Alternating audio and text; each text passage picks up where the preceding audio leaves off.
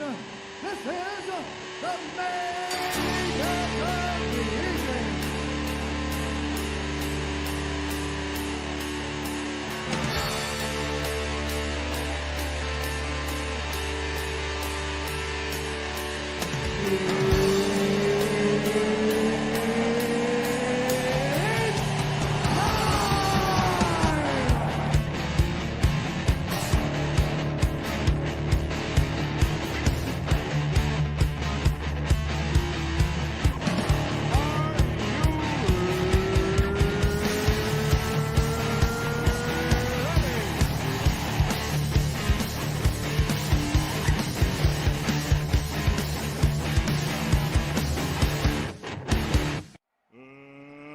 Let's get ready to rumble!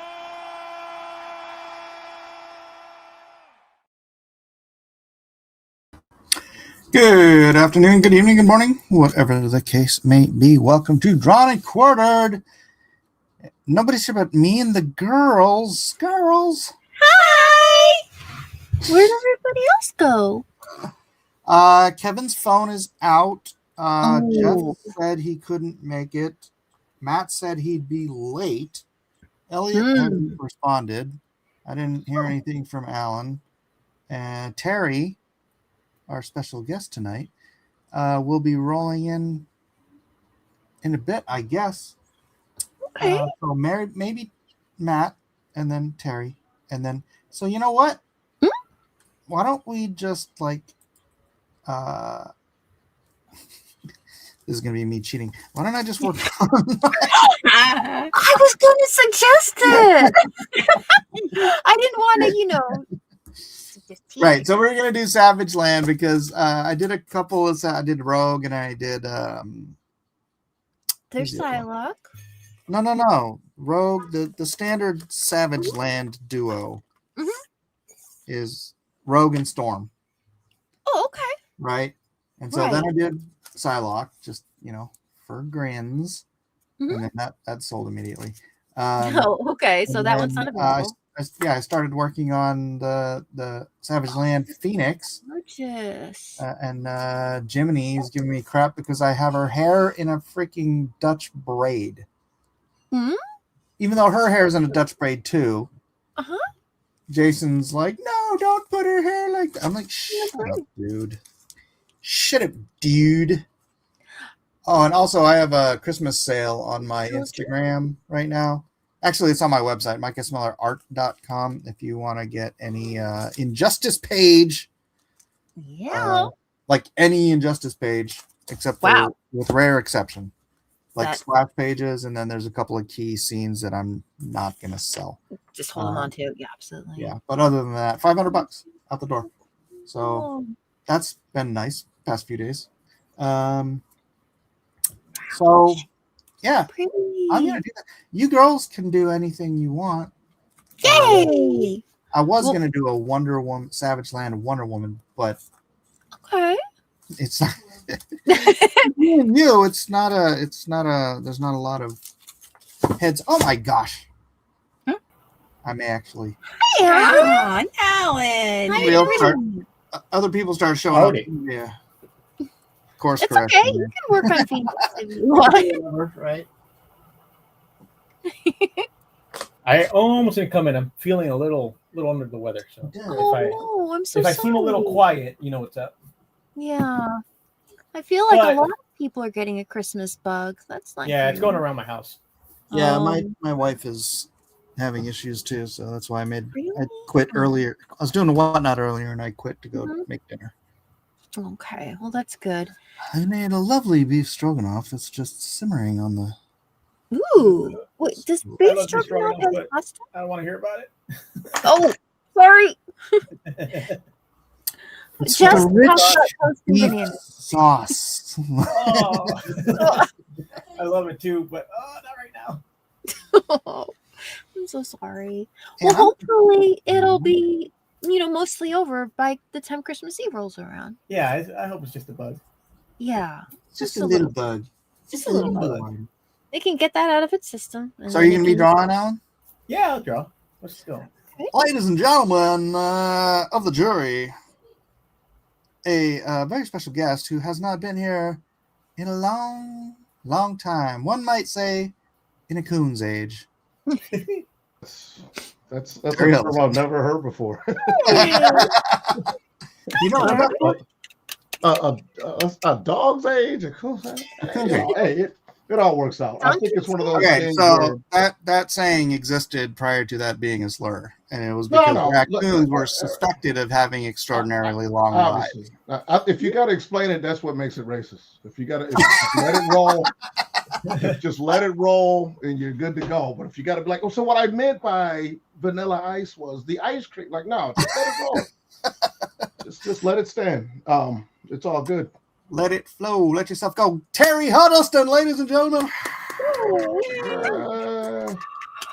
How long has it been since you were on? Shit. I was a voting Democrat. That's how long it's been. It's been a while. I want to say Terry chose the red pill. Yeah. I mean, what's funny is you use that, and I use the term too as shorthand because people understand what it means. Yeah. But at the same time, like the cartoon nature of that, like really we're just promoting, masculinity in general. Like it's not like I think all women should be subjugated. And what's funny is men never thought that. That's like the feminist propaganda of men wanted to all the men were subjugating all the women all the time, everywhere, all at once. And it's like, no, it was Harvey Weinstein's all the way down. It was powerful men subjugating everybody all the time, all the way down. But, look, you go back to any time, fucking weak men have to give up some booty hole too. So, you know what I mean? So, it's true. I mean, have you ever seen a prison economy? It's true. It's yeah. It's not. Well, I haven't seen it personally, but of course we have. We're nerds. We have no business. We have no business being in there. Well, I went to juvie hall. I thought Anyways, Jimmy already had some whole Terry, business. we're gonna not do the swearing thing, if that's that is possible. That is. All right. Yeah, I can do it. I can. You could do it. I can make it happen. It's my only vice. It's my only vice.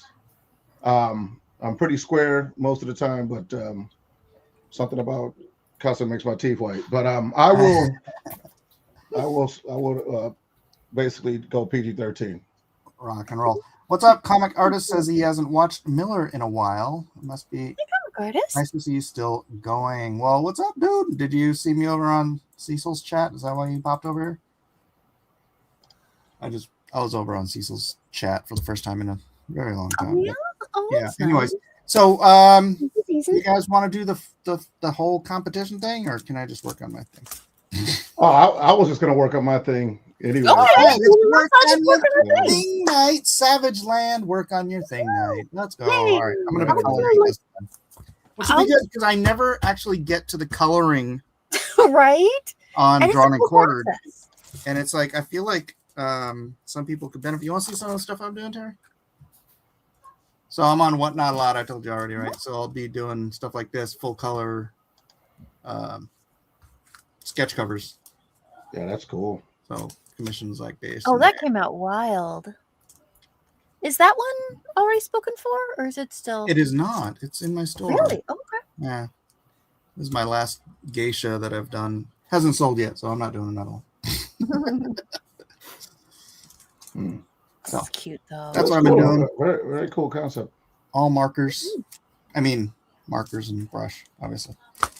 So now I'm doing Savage Land Phoenix. Is the ink in a couple of different colors? Like, I feel like some of the lines are warmer in tone. Yeah, because I found that there are colored Copic multi-liners. So how are they? Are they awesome? Freaking awesome. Oh my gosh. They only come in one size, though. I don't know. Oh, well, yeah, but that uniform line depth looks really cool with this. Yeah. So I can actually do, like, color holds. Nice. All right. I wasn't sure if I was just imagining it, but it looks good. I mean, it always looks good, but that's cool. Oh, thank you all. Thank you. Okay, well, 1, 2, 3, go. Let's see what Terry's doing. Tell us what you've been up to, Terry. Oh, that's sweet. This is a commission I'm working on for a client. He has his own kind of custom Spider-Punk. Spider-Punk. I love it. That's I'm so working on cool. that. I'm actually doing that and a Gwyn to go with it. So Are these nice. vectors or rasterized? no, Like, that's raster. I just know how to ink. really Yeah, nice. sweet ink. Yeah. So your lines are just that clean. Yep. Okay. I've always that's why me and Mike became friends back in the day. Clean line inkers are we're a dying breed. Yeah. Oh gosh. Especially with And the, it's not the the advent of baggies. yeah, so it's That looks so cool. There's going to thank be you very much. unfortunately a time where you're going to be able to tell AI to just ink your stuff in the style of. Yeah, I'm not too worried about that only because AI art is so generic Yeah, it is. that it doesn't like I'm of me and Mike had this conversation the other day. I'm of two minds when it comes to AI art where yes, like I hypocritically don't want AI art in Comic-Con at all. Yeah. Because obvious reasons, not because I'm a morally upstanding guy, because I don't want to have to compete with a machine. I'm not John Henry. You know, I don't want to have to compete with the craft guy that can make 100 posters in 2 seconds, and now he's got a full booth for everything that's hot. You know, I need to put the brakes on that. It's one, but even if that happened, if they had AI con, then yeah, let the AI artists go there and compete amongst themselves. Well, that's Yada true. yada yada. Well, Right, that which I point can see that happening. Like they I should can have see the that happening. transgender Olympics. No, just put them in the put them in the category that they belong in, or because I mean, if There you wouldn't notice, be any. it's There only been wouldn't going one qualify. way. It's only been going one way. It's not like, man, they put that that trans male into like a men's boxing league, right? They don't do that because that's I read an article about there's this poor guy, and I think it was like some kind of like art event that was like at his place of work. Like they were doing like as kind of a hobby, say, hey, let's have an AI art contest. So everybody made art entries for whatever it was. And that guy was kind of like, ooh. And he was an artist, so he just straight up did a drawing and entered it and won. And then they found out he actually drew it, and so now they're like, hey, we should disqualify him for actually drawing. And he's like, hold on. Wow. Yeah, It is it's Clown like I said, World. it's got its things. I just don't think that it needs to be AI art. I'm talking about, not the other thing. Needs to be in Comic-Con just because it's. I feel like the customer is going to get inundated with a lot of garbage product, and it just lowers the taste levels. It's nice to go and meet an artist and like find something you like, and especially if you want to have 100%. something commissioned, like be able to share in the experience of something being brought together. That can be kind of a cool feeling. I mean, I do realize that a lot of people do almost exclusively make prints and sell them, and that's okay. Or they do art and then like reproduce it for like I've seen people who make like stickers or I'm one of them. I'm one of those print people. Some would say I invented the print industry. So really. Some would say that. You I think Terry invented the wall o prints. Yeah, Oh. yeah, I know, right? Like Nice. I'm they're gonna put I'm gonna have the dueling stories of he was a tyrant or a hero, whatever the case may be. But I would just call you Patient Zero. Patient Zero. Well, look, we had to compete with you pro artists somehow. And so I had to make a red light district that actually mattered. And who knew? When I rolled in and started doing conventions, Terry was like, "Get him out of here." But no, I didn't do that. I didn't do that at all. I've always welcomed competition. Like competition is the thing that keeps the industry, which goes back to what I'm saying before. If we got no competition, then what are we even doing? Like we're just basically, we might as well just be merch vendors. And don't call it art. Don't call it art. Just call it merchandise. That being said, I've seen some amazing stuff done with AI. Mostly in the motion department though, like the video department. Like that is. I'm not gonna lie. I'm all suckered in on that. As far as like I'm gonna watch the first legit AI show if it's good. I don't have a moral quandary of like, no. Have you seen David? House of David? I saw the commercial for it. Actually, I didn't see it. They used AI for their special effects in there. and like Oh wow. you wouldn't Nice. know. You wouldn't be able. Yeah, Well, and I mean, once because again, you know, but right. like No, I talked to I'm- people who didn't know, and they didn't like. Oh, really? I didn't notice. I'm mean- completely AI brain now to where sometimes I'm like, oh, that's AI, and it's not even AI. I'm just Yeah. that's where we are, right? Like where Yeah, I everything. did that today on Twitter. Some video. I was like, Grok, is this AI? I And it mean, was- the cat's playing an electric guitar, so maybe. No, the problem Right. with it is, I mean, like even today I saw Doug Tenaple like posted this thing where someone made an AI video of Victor David Hansen saying stuff that he never would have said. Oh no. Like, and you're gonna get that level of crap that people are gonna believe it because it's like it's really good at It's the video. maybe right? not like cadence and tone and stuff, but like the voices are just Oh yeah, dead on. I played around with the voice stuff with some scripts that I wrote, and you can put intimations in it, and so you can in a whining voice have Mike Miller go, "Oh, I wish I can draw better," and it would sound like Mike Miller saying, "Oh, no, I it never wouldn't liked because I Game of would Thrones." never say that. I know. Why would I use it to say something you would say? Like I if I'm gonna denigrate, then I gotta go all the way. But it is what it is. But I was, another conversation me and Mike had off line is that I think if you don't know how to use AI art and you're an artist, you are a fool. You're just plain stupid. Mhm. Like you're just I don't the moral, but it's still I don't give a damn. Like you crap, a toot. Sorry, I don't care. Like you need to learn how to use it. Bam's allowed. Okay, whew. All right, I'm still good. We'll start a Terry jar where every time I cuss I owe a fraction of or a percentage of a penny. That way it never really quite adds up to anything. I say divide it Well, in it half. might. I know that'd be a shame if it did. Like you still owe us 1 minute. Terry. Like, how did that happen? $6, Terry. But it's such a powerful tool, and I think what we need to be promoting is what it looks like in the hands of creatives more so. Right.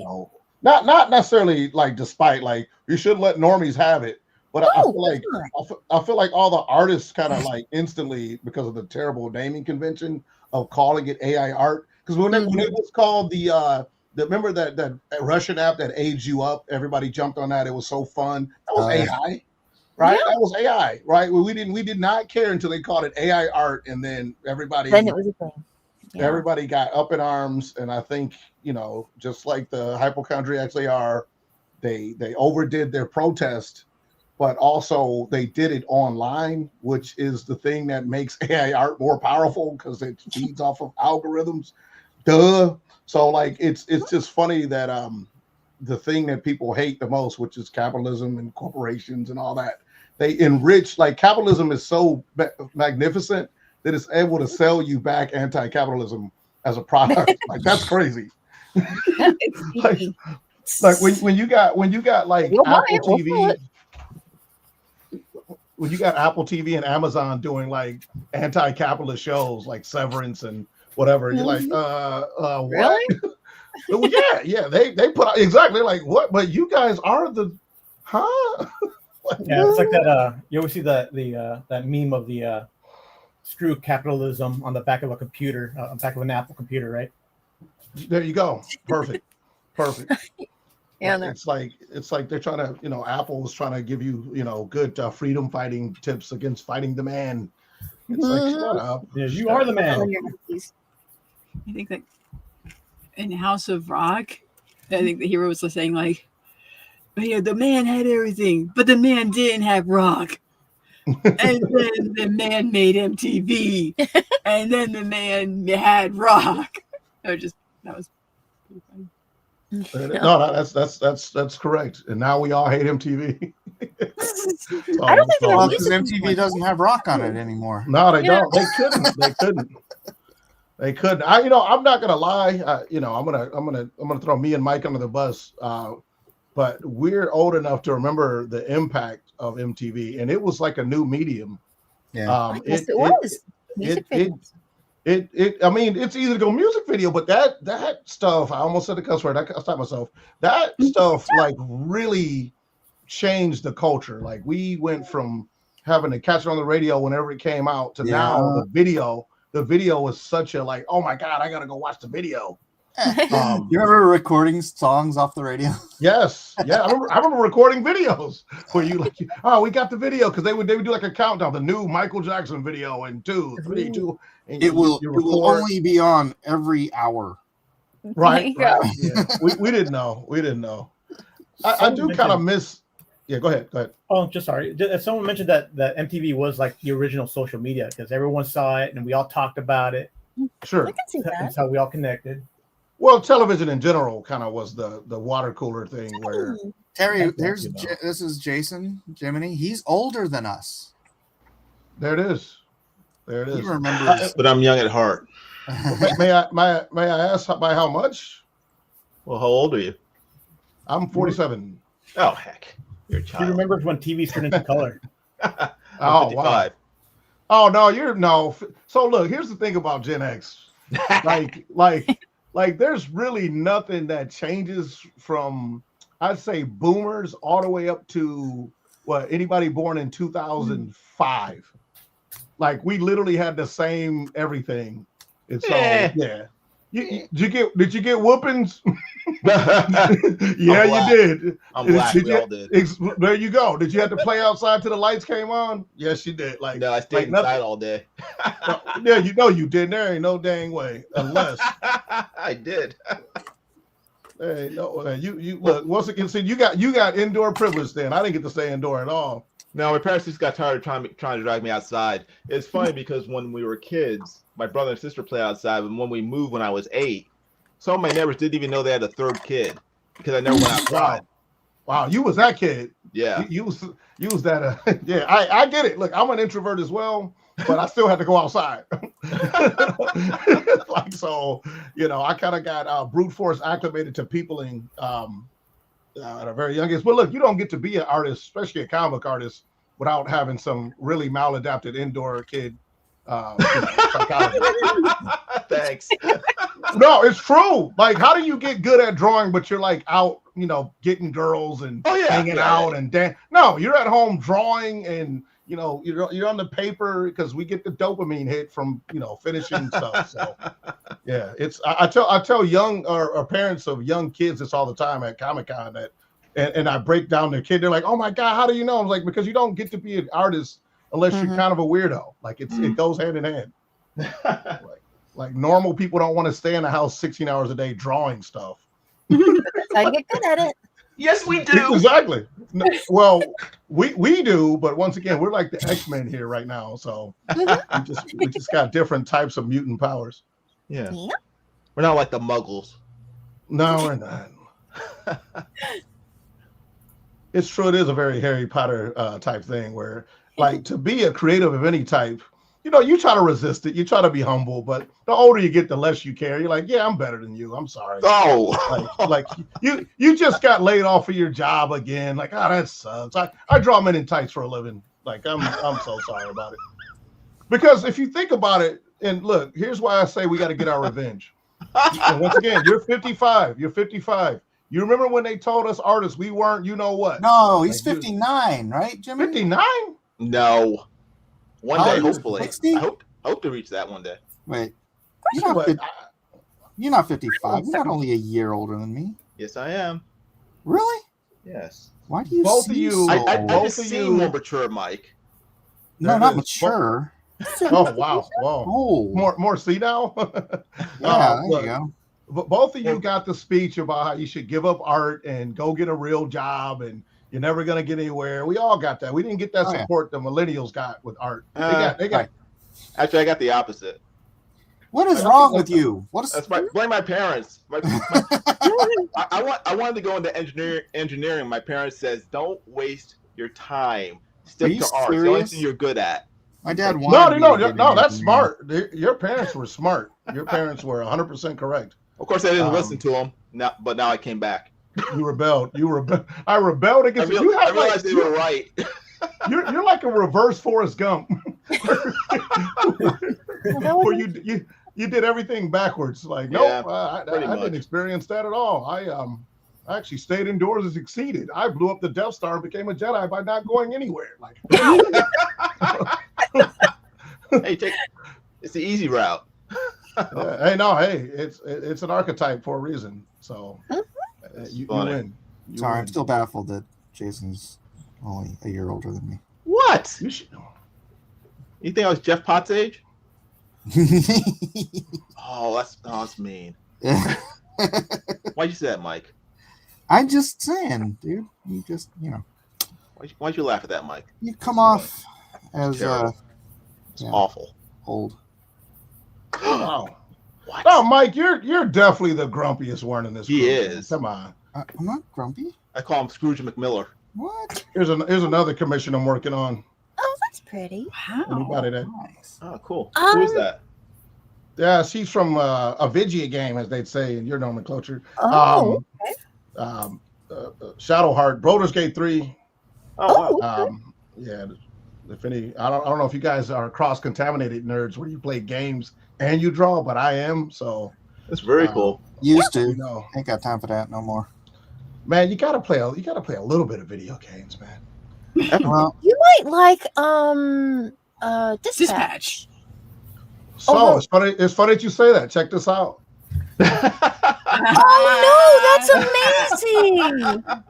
This is what I'm working on right now. Holy smokes! That's So I'm gonna work. really I'm gonna work on this. Then I didn't know you guys would know anything about this. So I was like, I'm gonna work on something they might know. So this is what I actually was working on right. Okay, right cool. before. Oh, thing. cool. Well, that meant I to be. just saw that for the first time a couple days ago on YouTube. It looked really good. Yeah, it's pretty Yeah. cool. So The Mhm. Go ahead. developers from Telltale Games that Uh-huh. unfortunately went under, but a lot of their lead developers went and did this, like, I think it was like a Kickstarter project. They wanted to do a video game about comic book heroes. Mm. And they got together a bunch of YouTube actors, like, hey, this is our story, and I think they divided it into, like, was it 4 or 5 chapters or something? Uh-huh. And yeah, it's a really cool narrative game. It's got the really cool models because they look like they're kind of like cell shaded, so it looks kind of comic booky, but the action's good. Really good colors. Now, It's nicely stylized. Is it like a choose your own adventure? I mean, how's it work? It kind of, sort of. It's pretty much the story is on rails, but you can kind of take deviations to get to certain, story beats. Uh-huh. But it's got a pretty much It a. is I pretty want linear. to. It's a binary. I think you can get one or two type endings. So here's the thing. I'm gonna lose everybody here. I didn't love the dialogue. I felt like it was me and Mike and Jiminy writing 20-year-olds. And so it was kind of cringe to me in that sense. But So you've read But- Mike's but- comics. hey, here you go. But what made me kind of slingshot into this supreme optimism is that the superhero designs are very simple. I'm gonna show you guys real quick. That is true. And so I was like, man, if designs this simple went this viral, Mhm. like maybe comic books aren't dead. Like, superhero media outside of comics aren't dead after all. And and so it kind of motivated me to do my own thing because I've always wanted to do a kind of pastiche superhero thing, kind of like Invincible without the. I think what if superhero but evil trope is dead, but sure, Yeah. I hope so. And these are yeah, they kind of did it straight in Dispatch. That's one thing I do respect. They did it straight. The good guys are good. They're not secretly, kicking cats and eating dogs and stuff like that. So I think he's doing Dispatch for a kind of, it's a new team of superheroes because there's like a company that hires out superheroes for helping Mhm. with issues, and they're Uh-huh. kind of like the Z team, like the last team, and this is like where all the new heroes kind of join on. But most of their recruits are former bad guys that are trying to turn over a new leaf, and so they can be a little rough around the Are they, edges. they recruited at Alcoholics Anonymous or what? I mean, so that's one of the parts I had a contention with because not that they were villains, but they But pretty some much were. were just jerks. They come off more like ex-jerks than Mhm. like we were criminals. It was just like, no, they just got real bad social skills. Yeah, But they're gonna get better. That's true, Um, and that's a lot of what he does is kind of help them be better people. Now, is Right, it just right. the one game, or is it a series of games? Yeah, Um, no, it's one game. One Okay. game It's just one came out. game that they released in like 4 or 5 chapters. Mm. So each, which is kind of daring. Like the entire series of chapters came out within like each chapter was released, I think about 2 weeks apart, and they're about Mhm. 4 chapters, and I think each chapter was like $30. So Oh, wow. Okay. that was a lot of stuff coming out pretty quickly.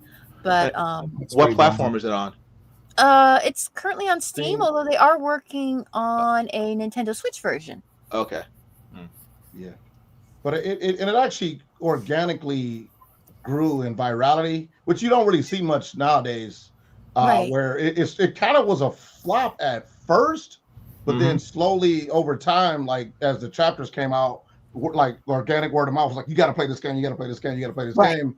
Gotcha. And the reason why it got on my radar is because customers, and I like money, kept asking me for it. So I'm like, and I'm like, I gotta look into this Dispatch. So I watched a 8-hour kind of playthrough because Yeah. as much as I champion video games, I ain't got time to be playing every game. Right. See? Yeah, I'm with you. I'm I with didn't you. play on it. I'm with you on that. But I ain't got time for that. but Dispatch is probably something anybody that's doing classic superhero should look into. Mm. Because it shows you the limits that you can push with modernizing them, but also keeping some kind of of easy flair. They're not, like I said, they don't really have the most high tech outfits. Right. Their power sets are very ripped right out of Yeah. X-Men and Marvel. If you just kind of made a mix, like what if Iceman was water instead, and they got Water Boy? Right. This guy The right water here, boy. You got Water Boy? There it is. Yeah, that's Water Boy.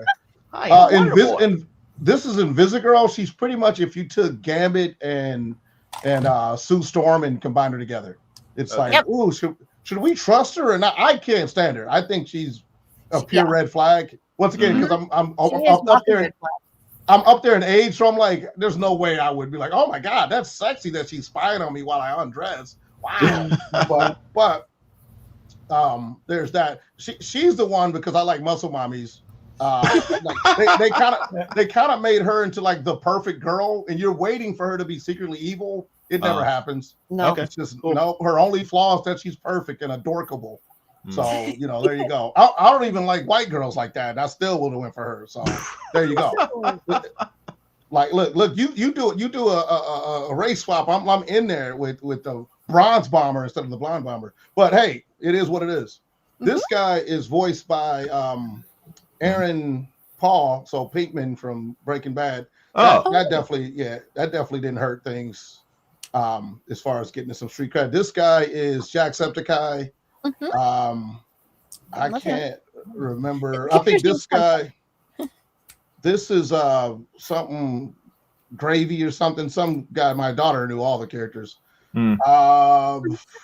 This guy was Moist Critical, which you might know him, the bad guy. Yeah. And I don't know who Shroud was. Sonar. Yeah, everybody loves Sonar. He's funny. Well, hey, that's how you get a big audience, right? Yeah, no, it was Tapping a all genius those move. freaking- Yeah. And even if you didn't like it, because my youngest daughter didn't like the game, but she still knew all about it. It still was a conversation. Okay. Sure. Cool. And I think that's pretty much it's something that I kind of miss. Mhm. You know, we don't really have national conversation entertainment anymore. No. And that just recently died. I mean, not once again, I'm gonna sound like a hater because I am. I didn't like Stranger Things, but at least it was a conversation show. Yeah. When it first hit. I didn't like it either. I was an early hater. Well, I'm gonna throw this out there as to why you may or may not didn't like it. Because I grew up in the 80s. The 80s Exactly. was not that fun, y'all. The 80s was not that fun, y'all. It wasn't fun. It was not that Bro, fun. what are you talking What? about? Not that Come fun. on. They had that broke a kid who had all the Star Wars toys and all the no. That's We true. had That was we my had, best like, friend. Exactly. That was Brian He did Jibby. good. Brian Jibby Yeah. had all the freaking toys, Yeah. dude. He had It's every funny, episode of Star Trek recorded on Yeah. VHS. We were nerding out. They I had made it seem like 4 Star Wars toys, and then I had didn't one. have any Star Wars. I had 2 Transformers toys and a bunch of GI Joes because I would buy them at garage sales. So that's it. And I didn't grow up poor. I'm not doing that narrative. Just even without that, my mom was not buying me that stuff. Yeah. Because you'd be like, Mom, I want the AT-AT Walker, and it's like $300. No. Yeah, my dad. I mean, I remember they were $2.88 at Toys R Us, and I'm like, can I get some more? No, bro, it's $2. $2.88. I remember the price. I remember the price as a kid. And You know what they're still- not now? Oh yeah, any one of those now is worth like $600. Sheesh. That would have been a good investment. I've been my Wookiee. But my dad wasn't much of an investor. Plus, I I would have mean, destroyed it anyways. Dude, if you would have tried to big brain your dad at 6, like, Dad, be a good investor and buy me these Transformer toys. It'll be a good investment. Like, none of us was that smart to pull that off. Like, don't be an idiot, Dad, after he gets done smacking you. It's like, no, son, I'm not gonna invest in your toy collection. You know, I can't tell you how many times I hear the story of people saying they had such and such in their collection, and then their mom threw it out, and I'm like, oh Yeah, you know, because it's but just trash to them. it's just trash to them. It happened to me with Masters of the Universe.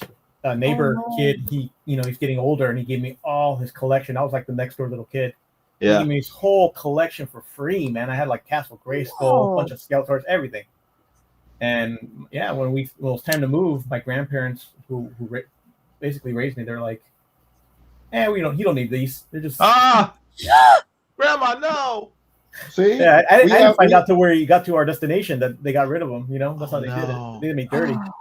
we have that in common as well. I was also raised by the grandmama, but you know, and what's funny, that's so common. It's not like a flex. Like, I was raised, like, yeah, who wasn't raised by their grandma? Our parents had to work like My 2 grandparents jobs. were dead by the time. I Yeah, that's was what it was. My mom was around, but she had to work. Yep. I already know the narrative, man. It's one of those things. It was an interesting time. Back then, the before times. The before times. That's what it feels like now. My 15-year-old is like trying to like tell me stuff about stuff she discovered. I'm like, I was there initially. I'm like, don't try to. Yeah, I Really discovered young stuff. fire. Yeah, pretty much. I am proud of her though. She's real big in the Beatles, and she kind of got into Oh, them. right. nice. Because I got there's a I got in the Beatles when I was 13 too. Yep, same here, which is weird. But she got in because there was a kid show named Beat Bugs. You might have heard of it. That pretty much takes all the Beatles songs, makes them into kid songs. Oh, really? And I'm listening to Lucy in the Sky with Diamonds. I'm like, that ain't for kids, but I can't ruin it for her because I'm like, I'm gonna make it weird. Like, I'm gonna be the one that like ruins the song. So I'm just gonna not tell her it's about LSD. Like, just, you know what? Yeah. It's about a sky full of diamonds. Of course it is. Yep. Do not look at the initials of that and think about it too long. But yeah, she's 15 now, so it's all, you know, idiotic to try to go back. But she's a bona fide fan. And she's a Lennonite. I was a McCartneyite. She's a Lennonite. So I was a Lennon. Yeah. I mean, like look, the- obviously, yeah. I like Lennon the was. monkeys. Oh wow! The See, Monkeys. That was my first concert. Was the Monkeys. Yeah, Middle Monkeys. school. Here we go. Except for Walking freaking down here the we street. freaking Michael Nesmith wasn't in the reunion tour. Well, he was rich. He 'cause didn't need to because be. he's rich and he didn't need it. I think I met him once. Oh, really? Is he the guy that kind of looks like you? No. Okay, That's there's Mickey. one. I met That's the Mickey one that Dolenz. looks like if you see him, Mickey Dolenz doesn't look like he. Yes, he does. David Jones is probably the closest. The fact that whoever you name, just if you know who I'm talking about, then I win the game on that one. I'm not even trying to I'm not trying to, I'll let you know when I'm coming at you, man.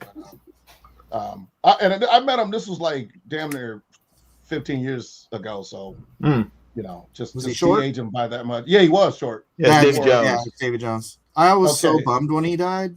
That was like Okay. one of those weird. Tell you what, man, he Thanks, had man. all the ladies on him, dude.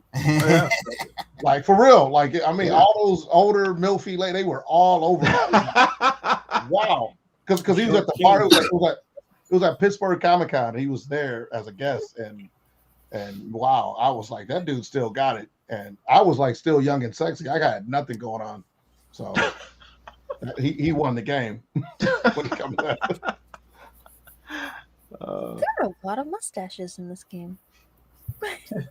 Oh yeah. They They're kind they're of mustache, they're mustache friendly. The mustache representation is strong with this. yeah. They kind of At least- came back. A lot of younger guys are Like Viltrumites. supporting them. Yeah. I mean, in my opinion, this game definitely wanted to be Invincible, and they said, "Nah, you can't have the license," and so they just kind of did a hot swap because Blonde Bomber Good. and, What was and- the and- license that way? That's what killed Telltales. Yeah, I'm with you. I think they kind of, and I'm guessing. I don't take this as truth. It just some of the designs, like she looks like Adam Eve to me. You know, and Visigirl is actually no. Flamberge is a lot like Rexplode. I'm like, man, these archetypes are archetyping, but you know, it is what it is. Well, you know, that's how World of Warcraft came out. Yep, it is. Yep, I am aware of that. That they basically Beef. They pitched Warhammer, and Warhammer said no. And they're like, I mean, we'll do it ourselves. I mean, Games Workshop, which I actually got a lot of Warhammer pieces myself that I've worked on. That but they're notoriously dumb for not seeing, you know, being Potential. future leaning. Yeah, Gosh, yeah. Like Like it'll that. never work. it was like whoever worked at Mars, and when Steven Spielberg wanted to use M&Ms and said Mhm. no, Nah. or whoever worked at Mattel when they wanted to use Barbie for Toy Story, and they said no. No. What would we All want right, to we'll have? just do Little Bo Peep then. Yeah, it's one of those things, man. Like you know, you don't know until you get the hindsight 2020. This is gonna sound sappy, but it's true. Like every time I think back to, you know, when me and my wife got married, you know, we were very young, and I'm like, Jesus, that was like the best snap decisions I ever made in my life. That's Wow. awesome. Like wow, like whoa. It's like you want some of this Google stock? Like, nah, I'm good. Nah. And it ended up being like, whew, oh my God, I married the perfect woman for me. Loki, who finds a wife finds a good thing.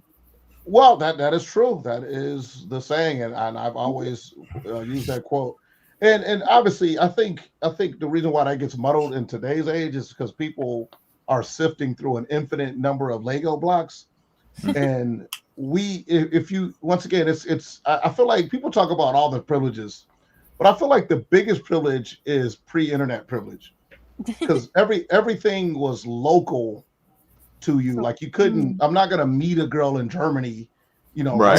Like I gotta like my wife literally lived down the block from me. Right. I met her at the Oh, local. girl next at the local- door. Aw. Well, yeah. I mean, I didn't have a car, so that's only where I was gonna meet somebody.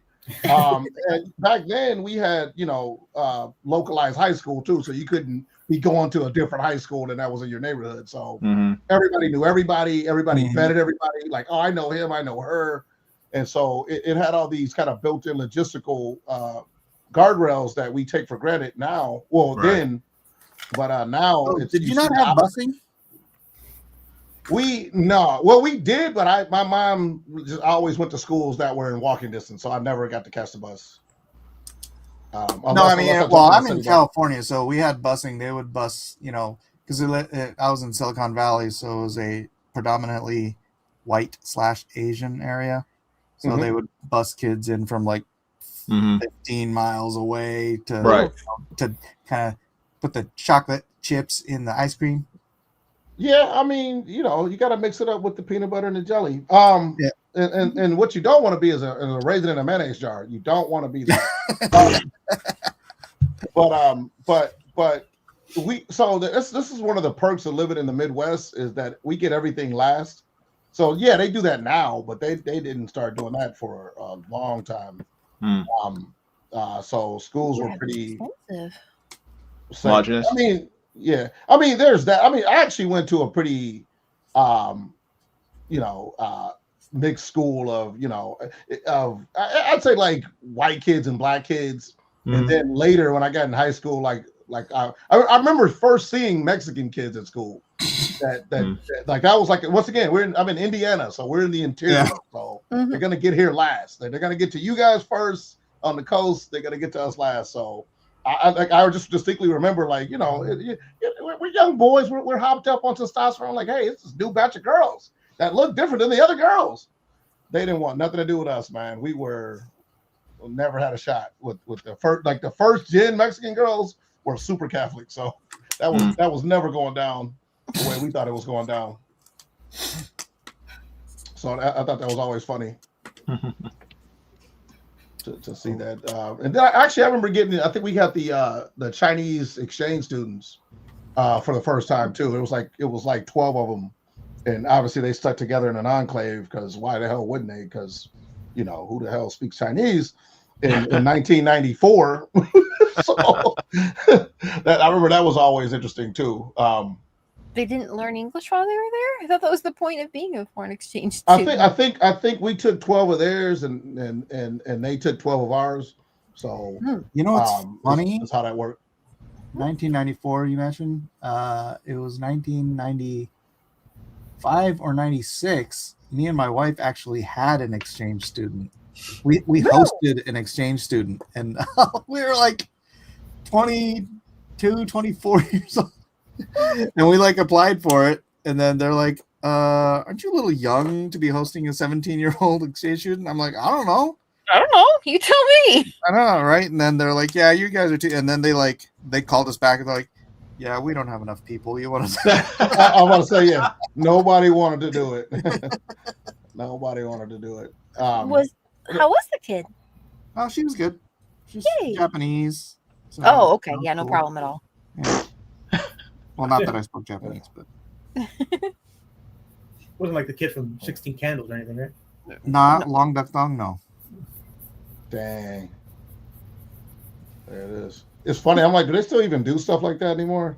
I feel like we're so skittish now that we would never do that. I know they do it from college to college, but I'm thinking hey, they get to come live with you, and I gotta imagine the vetting process is insane now. Yeah, I have no idea. Hopefully. I have no idea. I know, it's one of those things I don't think about. I mean, not that I would do it, and really, I don't know. It's one of those things where, I think that college in general is kind of an overvalued idea. So I don't know if I'd be trying to promote. I mean, obviously, look, if for people from over there, the college is going to go a lot further than people that actually live here. Well, the exchange student programs I know about, they're all high school. Oh, okay, all right. Sure. Yeah, that's what mine was back in the day. It was a high school deal, but there's the college programs like at Disney, but that's where oh gosh, those are evil. But evil? Yeah. Oh, come on, wait! Now I want to say, you can't just say that and then move on. Okay. I just came back to life. Elaborate now. Like what? Okay. Like what? What? So there's something called the college program. I think it's at Disney. And so they decided real world work experience is good for college students. So they have these kids that are some of them are, Americans, and some of them are international. They've come over here, and they send them to work at Disney, but not like in the animation department or in film or something like that, but at the parks. Oh, slave labor. Yes. Tax dollars pay for 75% of their wage. So Disney only has to pay maybe $1 an hour to have these college students working at their place, and then they charge them $1,000 a month or more to live in apartments that the president's wife owns. Disney. Yeah. So yeah, evil. Yeah. That's one of those things where it's like that can't be true. No, it's Disney. But I believe it now. So look, I don't want to. We're not going to get anything political, but just I'm just this year, I kind of definitely made a alignment shift, and I got to go back through it's almost like a Rolodex of stuff I marked as untrue. Like, oh no, I got to check this card again, and I'm going to put that in there. Like, maybe right. Because it was a lot of stuff I was just dismissing out of hand. Like, well, they said it, so it can't be true. But now I'm like, wait a minute, maybe it is. Yeah, I True. mean, a lot of people who work there, and you're like, yeah, during whenever the kids come over, they're like, it's hard for us to get 30 hours a week even. The girls live by Disney World, Mm. don't you? Yeah. Yeah, Yeah, Yeah. my dad worked there. yeah. That is- So So, in so Central y'all know all Florida. that. So y'all know all Kinda about like- it. everybody knows someone who works at Disney or Universal. Yeah. So We live in the Fief by Magic Kingdom. the thief by the Magic King. Did you guys ever work there? No, I haven't. Our brother did, Yep. Okay. and our mom did, Mhm. and our dad did. So And we like, were born there? and most of our friends, and so a lot of people work there. So it's one of those things you kind of Most of the people we know have worked for Disney, Walt Disney World. Yeah, at least at some point. Yeah, speaking of Disney, I find myself as this is just creative talk. Forget the politics, set that to a side. exactly. Sure. So Like Disney is such a disappointment when it comes to you have that much resources Mm, and that much access to talent, and they cannot innovate to save their life. nope. I know. Like it's strange. I'm like, what is going on where you guys can't come up with the next new thing? They were on a roll in the 90s. They were on a I have a roll. feeling it's the producer syndrome where it's like Mhm. the producers think they know what's best and they don't trust the artist. Yeah. Wait a second. What new things did Disney come up with before? So I'm talking about whenever Disney. For a matter of fact, let me give you a current one. K-pop Demon Hunters comes out. It owns the culture right now. If you don't know about it, it's because your kids have maybe aged out and all that. But it was a little I thing. mean, I know about it. I just haven't seen it. Is that Sony Disney? made. No, it isn't. It should have been Disney though. That's the thing. No. My point is going all the way back to Snow White. Disney just stole other stuff. Yeah, I mean we can do that. But okay, I'm gonna use your argument against you. They haven't been stealing good in recent times. Right. Is what I'm saying. Right. Like if you got that much access to access, you can steal better than this, Disney. Is what I'm saying. Yeah, but they always That's what I'm saying. What they That's like the Blizzard. most original stuff Disney came out. It wasn't Disney. It was Pixar. And then they fired freaking. Once again, fired. like they have access to access, and they're basically they're cannibalizing all their old IPs. Whereas if I had Disney, I'd be like, okay, get me the people that made Arcane tomorrow. They need to be in my office tomorrow. We're doing the next big thing with them. Get me the people that made K-pop Demon Hunters. We're on that because there's no excuse for that particular one, Arcane and K-pop, to go as big as they did, and Disney can't put out a hit whatsoever that's animated whatsoever. And it's like they're like the godfather of animation. They can't put out an animation that captures the culture. It's crazy. That's because they fired Don Lasseter. No, you're not wrong. You're not wrong. And I think they chased the blockbuster buck too long, and I think they didn't really figure out how to keep their audience segmented enough to where you can basically give each audience segment what they want. And I'm talking around the issue because I don't want to get into politics, but they kind of tried to homogenize and flatten their. Terry, Marvel. you're one of us now. You can talk all the politics. Well, I don't know who's who. I don't know who's who. No, who's no, where. One of us. One of us. But If you listen to that famous leak that came out, you know that all the wives make the decisions for Disney, and it's just a that bunch makes of sense. That makes crazy- sense.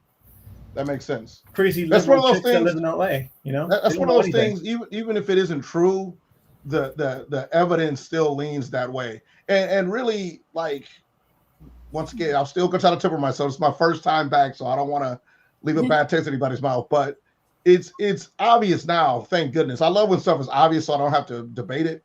That Right. the over feminization of the MCU ruined it. It just did. Yeah. Like they could have had powerful women and powerful men, but they chose to basically all the men are like has-been losers, and it's women's time now. I'm like, why did you do this? Like this was the wrong, and it's just, they keep doing it across all of media. It's really strange how they basically.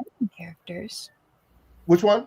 It would have been nice if some of the ladies were, feminine. If you had different Yeah. temperaments for your female Yeah. characters, Yes. it could have added It's- some grace and sweetness to the stories that kind of No, needed it. no. They have to be grumpy, asexual, kind of sort of lesbians now. That's like the template. Like we nobody mind when it was like one character that was like Gamora, but like they're all like Nebula and Gamora now. We're I have trauma, I have issues, and my daddy did a thing to me. Like Jesus Christ, this is every character. That's a problem with Netflix now too. All their females are teenage boys. Yeah, well, there's that. And, that's a whole other matzo ball. Hey, you know what? I'm gonna jump back to Dispatch. That was another thing. Like I said, y'all hear me rag the story, or at least rag the way the story was told. But I was really surprised at how much woke stuff wasn't in this game. That's true. And it was still popular. Like it did not have they had a gay coded character, which was fine. He's actually one of my favorite characters, the Flamberge guy. And I actually, hypocritically enough, I would fight if there should be a romance option with him because you had more chemistry with him in the story than anybody else, in my opinion. Like he was the enemies to lover trope, was handed to you in a platter, but they played it straight. And so you had to choose between perfect girl and garbage girl. I'm like, be professional and go like, neither. It's still a good story. It's still a good story. And I'm with you. I mean, look, I told you I got a muscle mommy thing. So the red demon chick, I'm not going to lie. I'm not going to lie. And look, if you see my wife, you'd be like, okay, he does have a type. Like I like him a certain way and I will commit and marry a lot one of them. People really liked her. Yeah, because she's what? She seems really cool. She seems like somebody who cares about a lot of the other team members and has a really neat power too, which is very cool. Yeah. But you're right though, getting back to there's this weird thing where they don't want to make women sweet and things, but they also don't want to make men smart. If you're smart, you're evil. One. Oh, gosh, if you're rich, you're also evil. Yeah. it's weird. I don't know if any of you seen Alien Earth. That one was like, well, the new Superman. Oh my God, the new Superman. I think that's what made Tony Stark work so well. Like I think when Stanley said he was writing like Iron Man, he said, I'm going to make an industrialist and I'm going to make people cheer for him because he's very smart and very rich and a hero. I'm like, that's well, we still did at that time. I mean, you look at, I always joke, like you take Willy Wonka, make him into Jeff Bezos, and it doesn't work, right? Like this rich industrialist is gonna give his whole thing to a poor street urchin, but he's also gonna kill like 6 kids in the winter in a modern Squid Game. Those kids were dead. Those kids died. Those kids are dead. I know what you're saying, and I get it. There's just enough, like, well, maybe, but them kids is dead, dog. Like it depends on which version you're watching, right? Right. Well, I'm thinking even the book's even worse, and worse in a good way. I love the story. Well, that's because Roald Dahl's a freaking weirdo. He is, and he was distinctly satirizing the Hershey, Baron. So like, we took it and go, no, that's a good thing, and capitalism's great, and so they make this character, but I'm like, it wouldn't work today. Mark Zuckerberg is Batman beating up criminals at night because he's a tech boy billionaire. Like we just don't really like those archetypes anymore, and so I think they're a little bit musty. I think Batman didn't age well, weirdly enough, but the taint got onto Superman. To get back to that movie, like I'm a big Superman fan. I always have been, and always will be. And the way they made Superman into invincible, and nobody called him out on it, I couldn't believe it. I was like, why is he invincible and his dad's a Ultramite? Like, what the hell is going on to where nobody's seeing this obvious theft of an IP? It's pretty because bad. Invincible gets his ass kicked all the time. Invincible has nobody respects him. Invincible is always on the back foot, but because he's Spider-Man and Superman had a baby. But Superman is like Superman that I grew up with is like a stern principal, but he's fair. This Superman was like a substitute teacher nobody respected. Yeah. He's an idiot. He's just not respectable. Lois Lane wanted to break up with him. I was like, what the It accidentally like made women look bad. Like women should write in like, quit making us into such prudes where the perfect man is getting broke up with. Like that means none of us regular schlubs that can't fly have a chance with Lois Lane. Like, oh well, I guess if Superman can't fit the bill, then nobody can, because Jesus Christ, it's bad. He was Jesus Christ and he didn't fit the bill. So there you go. Yeah, and then Lois gets pregnant by the heroin addict. That's how that goes. Yeah, that's how it goes. Mr. Terrific, actually, Mr. Terrific. Like, what do you mean? What do you mean? And did anybody not think he looked like Robert Downey Jr.'s character in Tropic Thunder? Stop.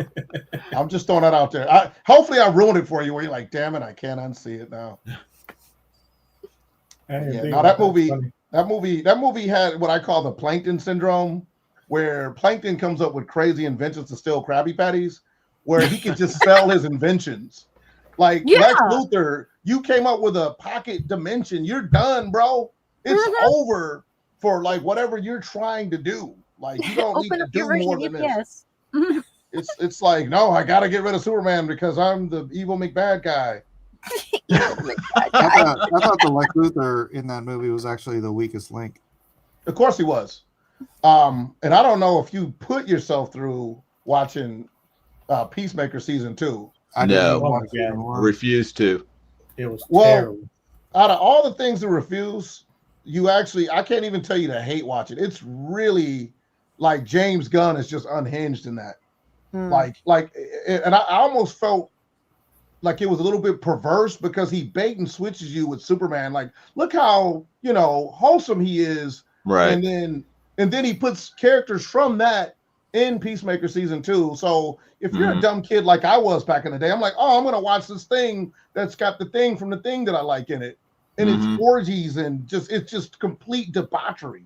Man. And I'm like, bro, these tones don't mix, man. You can't have this Superman and this and this show work together. And then he did another cell phone. Like I said, just like Lois Lane wanting to break up with Superman is a cell phone for feminism. He does a cell phone in Peacemaker season 2. I'm going to ruin it for anybody who hasn't seen it. Where okay. The big twist is that the other dimension is run by Nazis. The Nazis won. But what you're supposed to notice, if you have a keen eye, that there's no black people in this serene, peaceful alternative universe where everything seems to be going good, except for a little bit of crime here and there, and freedom fighters, they would say. And I'm like, you guys just owned yourself, which you proved the Nazis' message that life would be more peaceful without the, you idiot. You don't show a peace. Man in the High Guard did the same thing. Like, you don't show a peaceful alternative. Like, hey, if the Nazis won, the trains would run on time and everything be peaceful, but we wouldn't have diversity. I'm like, people would trade diversity in a heartbeat for stability. Like, you guys are overvaluing diversity over the fact that you're showing the propaganda for the Nazis. We're supposed to be like, oh man, that alternative universe sucks because the Nazis won. In the show, the one black girl character says it's not too different from our own universe, and I literally couldn't. I was like, oh my god, don't do that. Don't do the what show is like that? Peacemaker season 2. James Gunn is full on liberal propagandist now, man. He thinks he's really doing something profound. It's gonna age like a banana.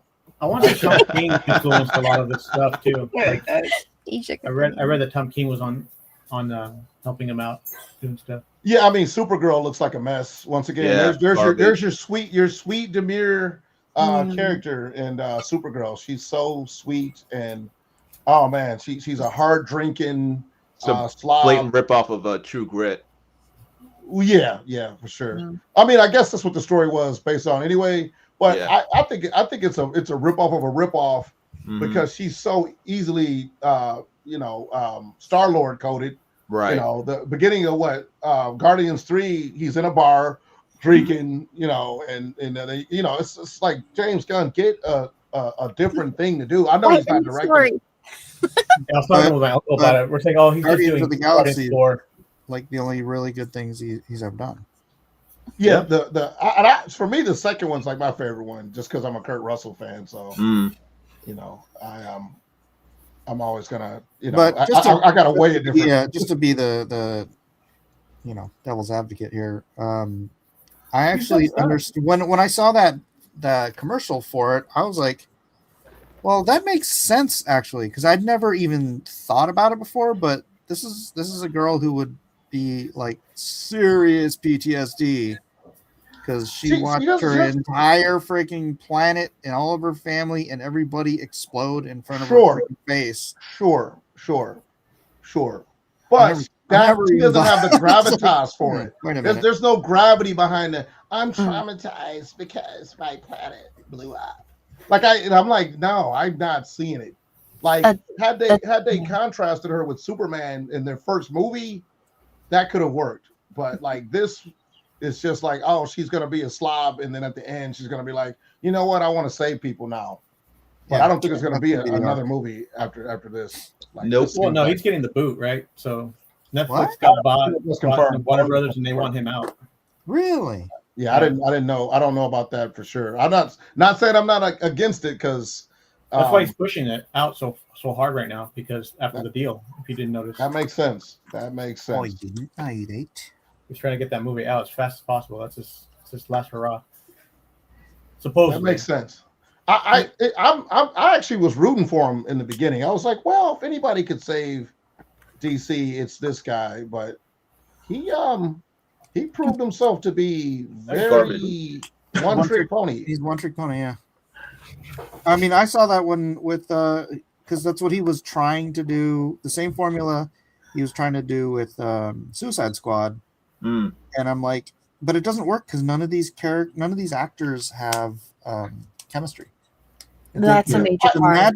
The magic of the casting of Guardians is what made that so good, right? It's like they all had such great chemistry together, Yeah.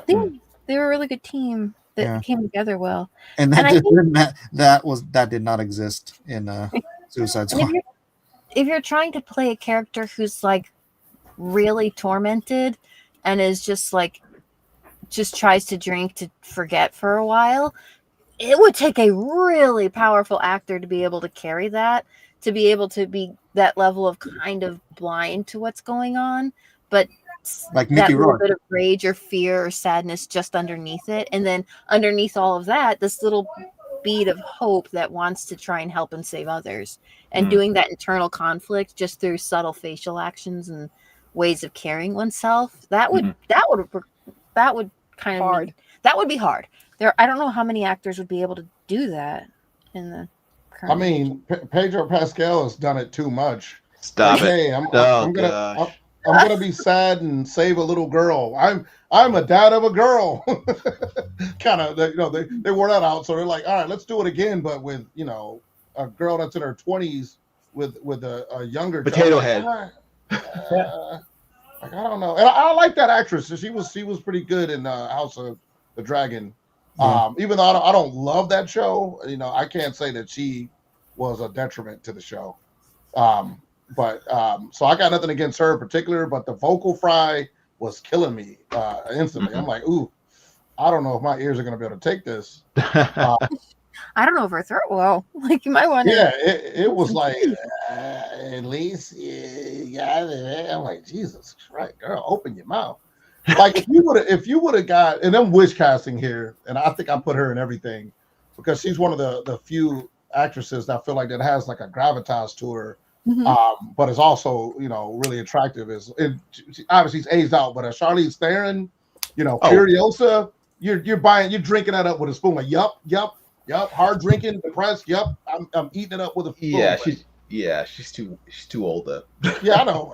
I'm just saying somebody. I can't really think of anybody Right. young. Like I feel like all the There's younger either her or actors- Zendaya, man. That's her choices now.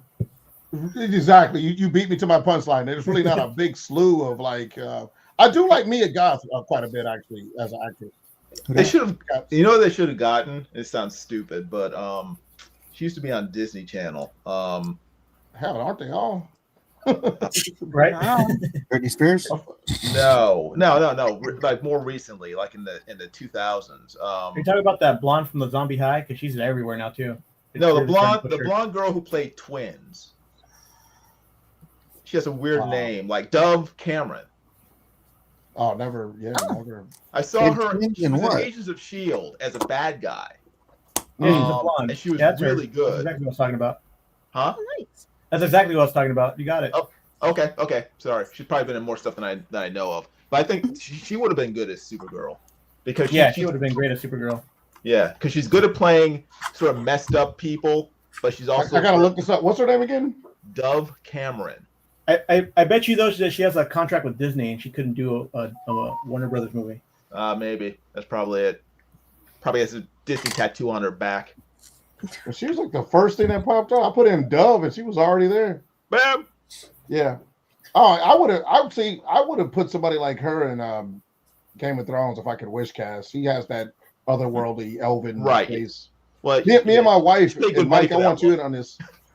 Yeah, exactly. Mike, I want you in on this. We thought that the actress that played Marjorie Tyrell should have been either Danny. either Cersei or Danny. Yep. Dude, I made a meme of it. I put her face on Danny's body. Yeah, because And plus, she's a natural blonde. Yep. Wow. And she just looks otherworldly. She just looks like she got that elfy look. Like, girl, where are you from? I am from Venus. Like, okay, I buy it. I take it. Oh, have you seen the shots from the new Zelda movie? I've seen some shots. Yes, I have. A couple shots. I mean, it's a miracle if I've heard of an actor, but I think they've got some pretty cool looking characters for Link and Zelda. It's a live action movie, so that was kind of a surprise. I wonder how this is going to turn out, but It's something about buzz. You've heard about the controversy, right? Of it is they wanted a certain actor to. They wanted a trainee. Yes. See, I don't know what level of PC I got to be, but yeah, they wanted that, and it's like you can't win.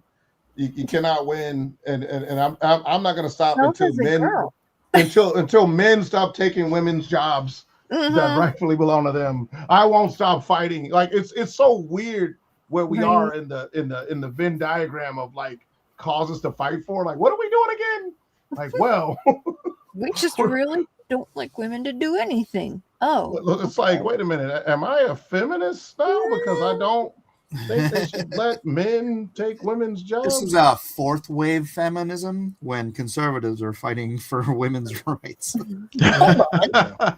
which they have. I think they don't really get enough credit for the fact that, because one of my favorite people in history is Condoleezza Rice. She gets no credit. Yeah. They don't do first black for her for anything. No. And so, but she was great. I used to love watching her speak. When she'd be in like those Senate hearings, she'd be letting them judges have it. They'd be like, but why did you kill 11,000 people? Like, well, they shouldn't have been underneath the bombs. And they dropped. We told them. We told them. And so look, like black, super villain representation was very lacking back then. No. You know what's funny? I remember watching a documentary on Condoleezza Rice like way back, and it was about it was the one part was about Russia and because Putin was in charge back then, and she and Putin were negotiating the missile silos in Poland, right? Which was like Poland is next door neighbors to Russia, and it was a very sort of aggressive thing for America to be putting missiles in Poland. right. But we were saying, it's for the defense of the region and all that stuff. So she worked out a deal with Putin, and Putin's just like, I just take you at your word. We just want to be able to have access. So that, not like we need access to all your computers, but just like to have someone be able to go in there and make sure you're not targeting Moscow from freaking Poland. And she's like, sweet, that sounds like a perfect deal. We'll do it. Went over to G.W. Bush and he's like, yeah, we're not doing that. Now look at this. There it is. He wouldn't let her. He wouldn't let. They didn't want Condoleezza made the great deal, and Bush kiboshed it, and that kind of soured the whole relationship with Russia back then. There you go. The movie will come out later. Hidden Figures Part 2. Oh yeah. What we could have had it in with Russia, but it is what it is. But yeah, I if you look at that whole cabinet though, that's some of my favorite political. If I watched a TV show, I love Cheney, Rumsfeld, all those guys were like. You can ask my wife. This isn't me trying to be provocative in real time. I love those guys because Rumsfeld was such a BSer, man. So he get up there like, well, so there's things that we know, and there's things that we don't know, and then there's things that are unknown to the knowing of the know. I'm like, okay, this dude is a certified pimp, man. He knows exactly the words to use to get you to be like, I think that made sense. Yeah. Said something. It's like he's trying to say something. It's almost if you do a lot of studying on the first and second Iraq war, and not that they're kind of declassified in some sense, they're very fascinating wars because obviously we were all getting fed misinformation left and right and center. Oh, yeah. But the real reasons why they went over there are actually still pretty sound. It's just they just didn't sound good to people that wanted to be the good guys. But the Middle East has always been like since the 50s a place that like they always have to do like crazy stuff to kind of keep it from basically doing another caliphate pretty much. I hate to say it, but Right, it's true. but taking out Saddam Hussein did not help. No, well, but it's a Gaddafi thing. Like it was a little bit of political theater why they had to even do that because he was a lot like a Gaddafi of his day, where obviously we were working with him until we weren't. But it was very Game of Thrones. I find it very interesting that they got the museums. Yeah, you mean destroy the museums or what are you talking about? No, They, pilfered the museums. They stole stuff from those museums. Yeah. that is a weird target to make. Yeah. I mean, I'm telling you, it's a podcast I listen to called Blowback that kind of details everything. Well, I live in very near a very large Coptic Christian community who are largely from Iraq. Dude, I had a tow truck driver one time taking me home. He was a Coptic Christian from Iraq. He had Saddam Hussein as his screensaver. There it is. He's like, we loved him. He was a freaking hero. And there you go. What are you gonna do with that? That's a whole lot of people. He saved the Christians over there from the Muslims who were always trying to kill all the Christians. Oh, is that it? Yeah, His he sons did. it though. It was No, it his was sons an were enemy of insane. it was an enemy of my enemy type of deal. I don't think it was like because they were Christians. It's just he had enemies that were on the other side. No. It was because he wasn't. He was trying to keep the peace, and he recognized the ones who were not keeping the peace were the Muslims that were trying to kill the Christians all the time. He didn't. Right. He had no love for Christians. I mean, he was a that's what I was trying to correct. I'm like, all right, man, I can't let that one like. Oh man, he loved him. He was like, no. He was just like, stop messing stuff up. Mm-hmm. Yeah, it's you like of all the things you couldn't pay me to be, a Middle Eastern power broker is definitely high on the list. Like it's because it's such a transient part of the world that like it's just gonna be in constant conflict all the time, and always has been if you know your world history. It's like Mexico, but wider. Like it's since it's a transient place between two, what used to be two mega powers, because I feel like the European powers have crumbled into nothing damn near. It's interesting to see that, and but also I think it's why we should fight even harder to keep that outcome from happening over here, because the Europe is pretty much our future if we continue to just let shit roll like we have been. No deodorant and no ice. There it is. Did you wait a minute? Did you? That's funny. I'm like, did I hear that combination of words together? Yeah, that's Europe, man. No deodorant and no ice. That's not something you need to give up. Now we're I talking like- about like the frozen water molecules that cool down Yeah, drinks. Okay. I thought you meant like ice. People like Oh no, that's why I was like, huh? no, I mean like for your drinks. They don't like No, for no, some no. reason they're here before us, but they have refrigeration last. Yeah. Hey, it They also don't happens, have man. garage door openers, which I found strange. So America to me is fascinating because it's a country full of losers. All of us, we're all losers, man. Just embrace it, accept it, and because we're losers, like we were gullible and we believed a lot of crazy stuff that caused us to basically travel and spread out to places that we would have like, hey, we got to go to Paris, and that's why we got so many places called Paris, Indiana, and Paris, Texas, because we were too dumb to know that we weren't in actual Paris. But by the time we got there, it's like, well, we can't move. let's make a settlement. You know, I always joke about, Denver and Salt Lake are like a prime example of a geographical joke of people that saw the Rocky Mountains and was like, man, we ain't doing that.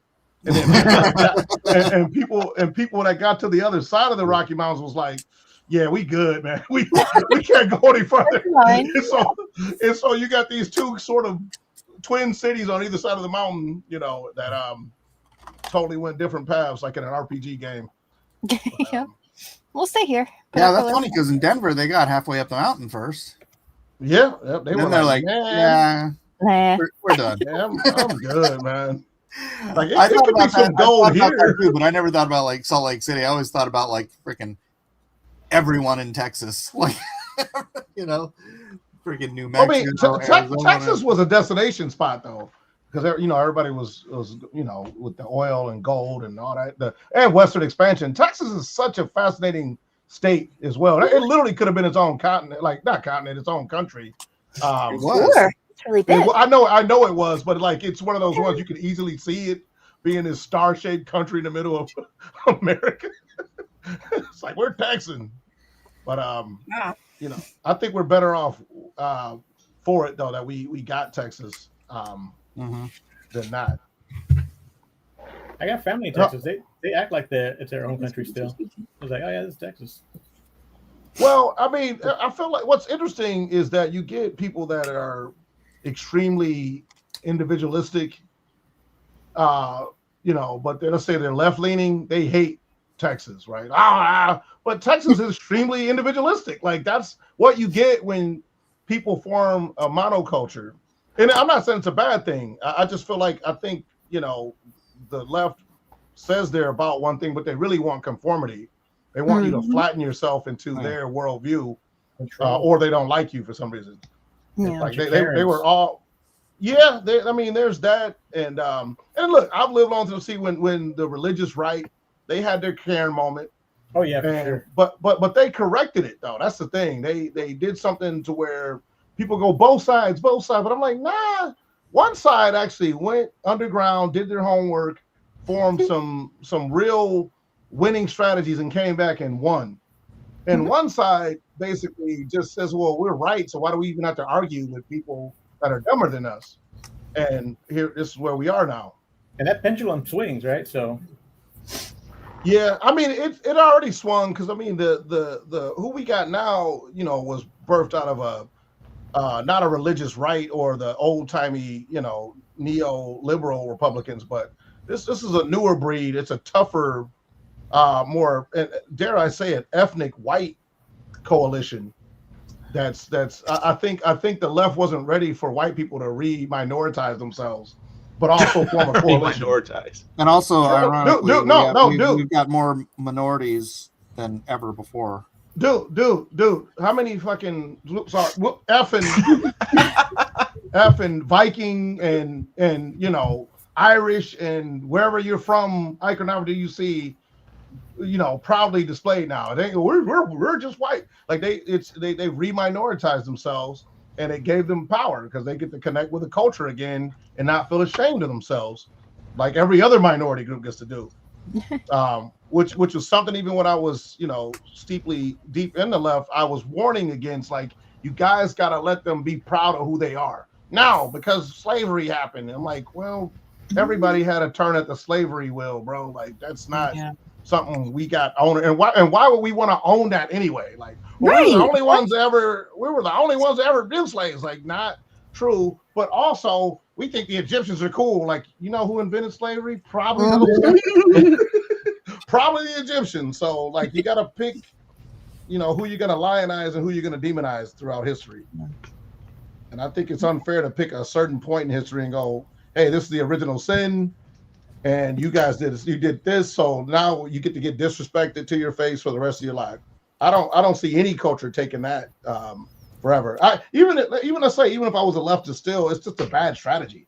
Like, you don't want to piss off people with power. Like, why would you do that? And so enemies.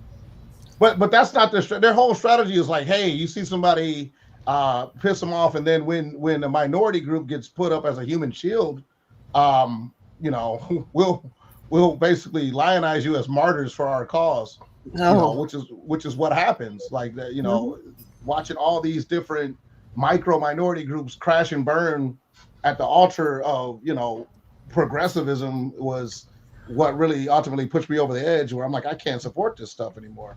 It's ridiculous. I remember seeing someone was talking about firefighters that were lost during, I think it was the 9/11, and they were talking about, and that was a tragedy. Oh my gosh, that was such a tragedy. And they were saying, well, no female firefighters were lost during that because there weren't that many. And the woman was lamenting, oh, there should have been more women to die. And I'm kind of like, hold on a second, what? How does that work? That reminds me, this is a real story of the time. They said this stuff, I almost cussed again, unironically, that we needed more ethnic hurricane names. I remember why would you want Hurricane LaQuisha? Like, we don't want that. Like, I don't want people associating godlike death and, you know, black people's names together. That's a terrible strategy, guys. Yeah. But, yeah. Funny. I'll take Hurricane. It's stupid, bro. You know, it's just one of those things. It was the beginning of the beginning where we were just laughing at this stuff, and who knew how that it would get as bad as it did get, you know, in the end. But I do, once again, what I do appreciate about it is that we don't have to be debate bros anymore about this stuff. You can go, hey man, they put a lot of ugly characters in video games, and they be like, well, name a game. Like, nobody's gonna do that. They're gonna be like, yeah, they are putting a lot of ugly characters because like most of the games have like the agenda in it. So it's they overplayed their hand at the wrong time. I made a prediction that the right was gonna self-destruct by winning, and boy, if I just would have reversed that, I would have been a millionaire. But it was like, oh wait, no, it's the other way around. But what fascinates me is how you can be really confidently wrong about something. Oh yeah, I mean that's a long time. That's the classic Reagan line, right? It's not that the left is ignorant. It's just they know so much that isn't true. True. Yeah. I think it's actually one of the greatest things about our country is that you do get to be a dumb person for a long time, and still kind of get to eat bread and stuff and have heat. So we have delayed Darwinism here because of our, you know, social utopia. And that's one thing I really like to preach about, is that we are living in a utopia. But if you have the VR goggles of the news media on, then you think we're in hell right now. You think it's the worst time ever. You think this little coalition we got going on here is just like Nazi Germany. Like, you know, like, bro, like we're so far from it being that bad. When a half Japanese, 2 black guys, 1 introvert, 1 omnivert, and 2 other people of nondescript racial disclosure are talking together on a podcast machine with our computers while we draw with our expensive markers, drawing dumb made up characters. Like it's like I can't get on the LARP of, oh, it's so terrible right now. I don't know how we're gonna survive the future when it's this bad. Yeah, We're doing good. we're clearly fascists too.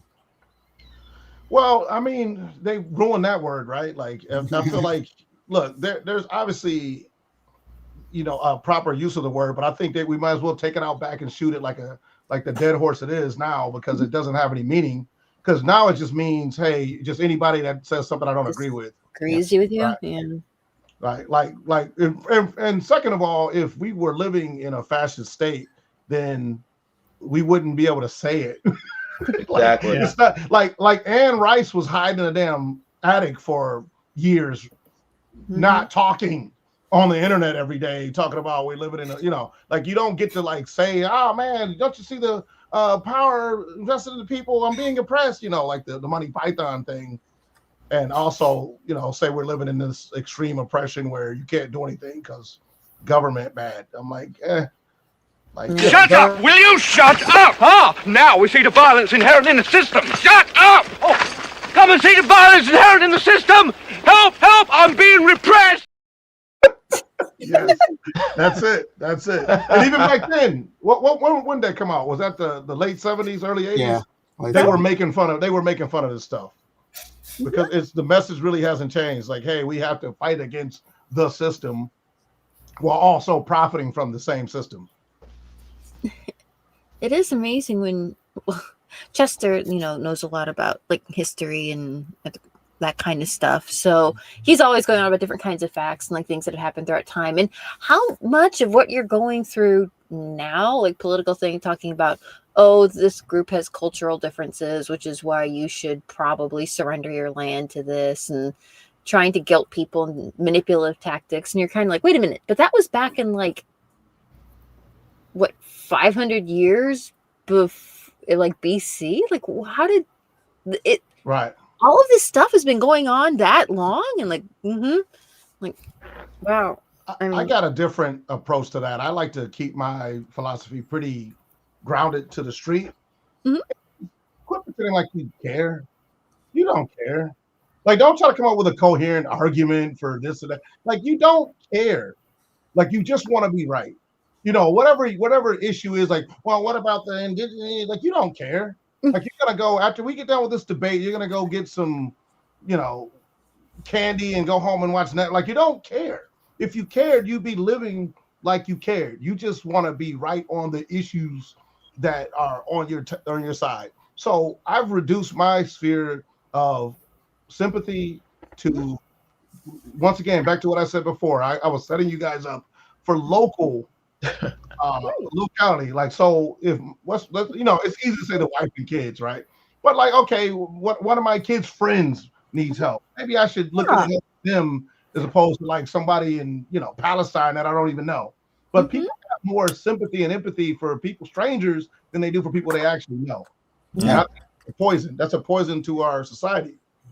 And Pollyanna, actually, there abstract, and it doesn't really matter. You can, if you're helping somebody right in front of you, you can tell whether or not you're doing any good. But it's just much more abstract when you're like, I'm fighting for Palestine. And to back up that point, you could also see if your help isn't working, like it's ineffective.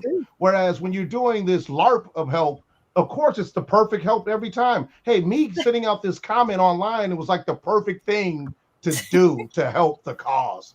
And it's like, no, like and that one, I will say, I think everybody got caught up in the dopamine left and right thrill rush of doing rap battles online with political. But I'm looking at you, Mike Miller. But at the same time, I feel like we got to a point now where we got 15 years of solid progressive data, and we know what works, we know what doesn't. You look at the Republican Party, for instance. Like, it's funny how much it gets glossed over. Look how many women are on that party. That doesn't get praised at all. That doesn't get praised at all. No matter what slight, whether they're black, whether they're white, they don't Latino, nobody cares because they're on the wrong team. And so they are like, we haven't got progress at all. Like, dude, like the Legion of Doom that's destroying your way of life, air quotes, is led by Kash Patel. Awesome name, by the way. But at the same time, like, what? They like, come, like you, we can't do this LARP like America's built on white supremacy and all. I'm like, okay, well, they really suck at it then. If that's the case. They're really terrible at white supremacy if this is the case. They've had a black president. The one, like if you're gonna say that like Trump has any particular bias towards hiring, he likes to hire hot chicks. Yeah, 100%. Like, here's his lawyer, here's his blah blah blah. It's like, and I would even demystify that. I think he likes to hire smart people too. Like, and I'm not trying to be funny. Like, I think he likes to be around people that are competent. Yeah. And when they're not, they get their butt out of there. So, you know, and look, 2.0. Yeah, 2.0. He's I know. I think I owe like 3.5 cents at this point. I'm doing good. Doing good because I if it gets to 5 cents, I'm just gonna log off immediately. But it's so one thing I do say that it's a fun little study to do is to see if you can get anybody to say anything positive about them, and they can't do it. They just, I mean, people that hate them, like that. Yeah, like they just, there's nothing positive about them. I'm like, and then you can pull the switch. Like, actually, I was talking about Bill Clinton with all the stuff I named, like, you know, because like basically, like a lot of stuff people don't like about him is just because he's the one doing it and saying it. Yeah, right. But you know, I made that point to my brother because he was again we had a conversation once and he was like all up in arms about the illegals who weren't getting due process because, you know, that was like the hot ticket for a while, the due process. And then I went and looked it up and I'm like, I just told him, like, you know what that's called? It's called expedited. I think it's called like expedited deportation, right? You don't get to go to court when you have an expedited deportation. And I'm like, yeah, how many illegals Obama deported? It's like 3 million. Everybody knows this. 74% of them were expedited. They didn't get their quote unquote due process. So that's just, like, once again, they don't care because they don't care. Hey, we like when the nice guy did it, not this big meaty dum. Yeah. Another thing too, though, where it's genius, because the older I get, the more I realize how power actually works. If you're gonna do something, especially like this, like one thing you can learn from trying to, and I know if liberals ever get back in office, they're gonna copy this technique, is you better televise what you're doing. So whether you love the ICE raids or don't love the ICE raids, that's neither here nor there in this argument. Nobody can say, and we had this conversation, Mike, that he didn't do anything about immigration. He's not gonna be able to level that. Like he did too much against immigration, is what they're gonna, even though he didn't actually do any more or less than Obama did. Right. It's just because he knows television. He's worked television in a way, this old tech called television, in a way that the internet people never saw coming. And so now the optics are on his side. At the end of the day, you know, depending on obviously which bubble that you're living in, right? Like, oh my God, it's mass arrests in the street and it's a war, or, you know, if you're like me, I remember the war on crime. Like, yeah, we had this happen before. This isn't a new thing of you know, neighborhoods being policed and all that stuff, but those neighborhoods were riddled with crime. So, you know, it's I love those videos of like the people who live there, and they're like, man, I thought Trump was freaking crazy and all this stuff, but I like being able to go outside. I like my kids being able to ride their bike in the street, you know. Right. Yeah, I heard that firsthand too. I've heard that firsthand too from somebody that I know that lives in DC. Yeah. And they were like, man, and I could tell I was like the person they can unburn, like, I never told anybody, but I feel safer. The military, it's just when the military being deployed, I was like, of course you do. Like, like, you know, it's one of those things. So you're a law-abiding citizen, so it's beneficial for you. You know, and I, you know, I'm glad we're at a point where what you just said is like, well, that's racist. It's like, no, it isn't. That's just a statement. Like nobody assigned race. So I wouldn't want a bunch of people that look like me that were doing crime in my neighborhood either. Like it doesn't really matter what the race group is. It doesn't matter what the demographic is doing. You know. And so I'm kind of glad we can actually get back to that because with this new zeitgeist of basically looking out for. Whoa! I thought that was a rooster for a second. Yeah, like somebody lives on a farm, you know. But I feel like if you notice that the whole cop shooting, you know, black people narrative has kind of dropped like a hot potato. Now it's, you know, illegal ICE raids. It's the new thing the news is going to report on every 5 seconds. Once again, I'm loving it. I'm like, nice. We can basically cool off as a culture and not be looked at as somebody that's being used in a proxy war to fight culture wars, which is what was happening. Yeah, it's wild, but it seems like things are kind of turning around. People are starting to be able to have conversations again. You know, it's like 100%. You can actually talk about things. That is, I think, a huge part of it. Which is what we got to do. I think that there's a lot more hidden allies in this that are yet to, you know, it's weird that, you know, we became the closeted fucking people. Sorry, but it's like wait a minute. I come out of the closet. I actually agree with some conservative views. What? You know, but it's I've been conservative before, so it ain't like a new rodeo. And what's funny, not much is like changed in that sense. It's just that when it comes to actually being an effective party, like it's like you got to have zero brain cells to think that the left is an effective party for any type of change. Oh no. Yeah. That basically counting trains right now. Effective at indoctrination and taking over media and education. Yes, they are. Yes, they are. And I mean, how they did that was very interesting, to say the least. But once again, nobody's going to debate that. What are you talking about? The right owns media. Like, what do you know? That's what you get, exactly. It's a joke to say that. Like, what? What are you talking about? Have you ever seen Republican View and Republican Colbert? You know, they got Gutfeld, right? But I don't actually know. I've never watched a single episode of that, but. Really? You know, I've watched him since he was on Red Eye. Well, yeah, of course. You're like Bane. Like you were born in darkness. I remember when Fox News came out. The debut. You merely adopted the Gutfeld. Yeah, you adopted this. But so you know, I've always called you a gladiator, man. Like, man, you are. If you were born in a different time, it'd be like, Mike, you gotta quit going to the gladiator pits, man. Like you're gonna die. And like, but I'll have to fight. I don't know why you're Scottish all of a sudden, but we're gonna roll with it. We're gonna roll with it. Why not?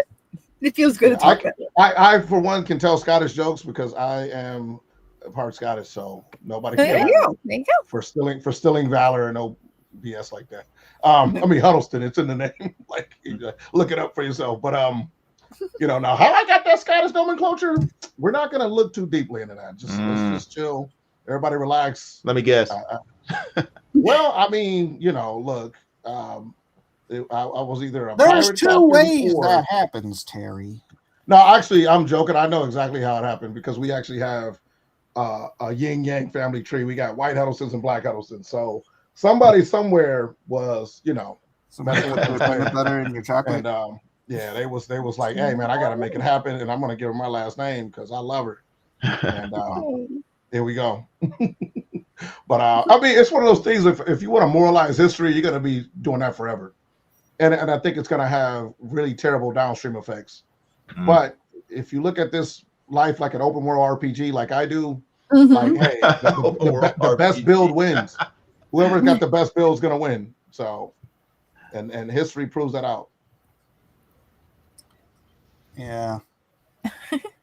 No, sorry. This probably has nothing to do with it, but it kind of does because we're. I've been listening to. The entire. What? Well, you've been listening to it too because you watch my channels, right? So I've been listening to the entire Pacific Theater, sort of novelization, Like the guy did a study and used all the original sources and all that kind of stuff. And he's talking about, and I just keep finding myself like rooting for the Japanese. There it is. Mike. Like not just because I'm Japanese, but because like Neo the way they're talking about it's like, first of all, out of the gate, the freaking Japanese were kicking butt, right? And then the Americans kept like developing new stuff, and this was such a short time span. And they're like coming, and they're just like the Zeros were just flying circles around them and just freaking raping them up there in the skies. And then they come back and they build. I can't remember what they're called, but they're like faster and more maneuverable and all that stuff. And the Japanese are still flying the Zeros. And then I'm going through this one thing where they're like invade the island, and the Japanese knew that they were just gonna die. Like this is our last post, right? We're gonna die to the last man. And I'm like, bro, that's like so freaking samurai. Sure, right? You're gonna hold this island until the last one. And that was like every conflict they had was like, we're here until we die. Right?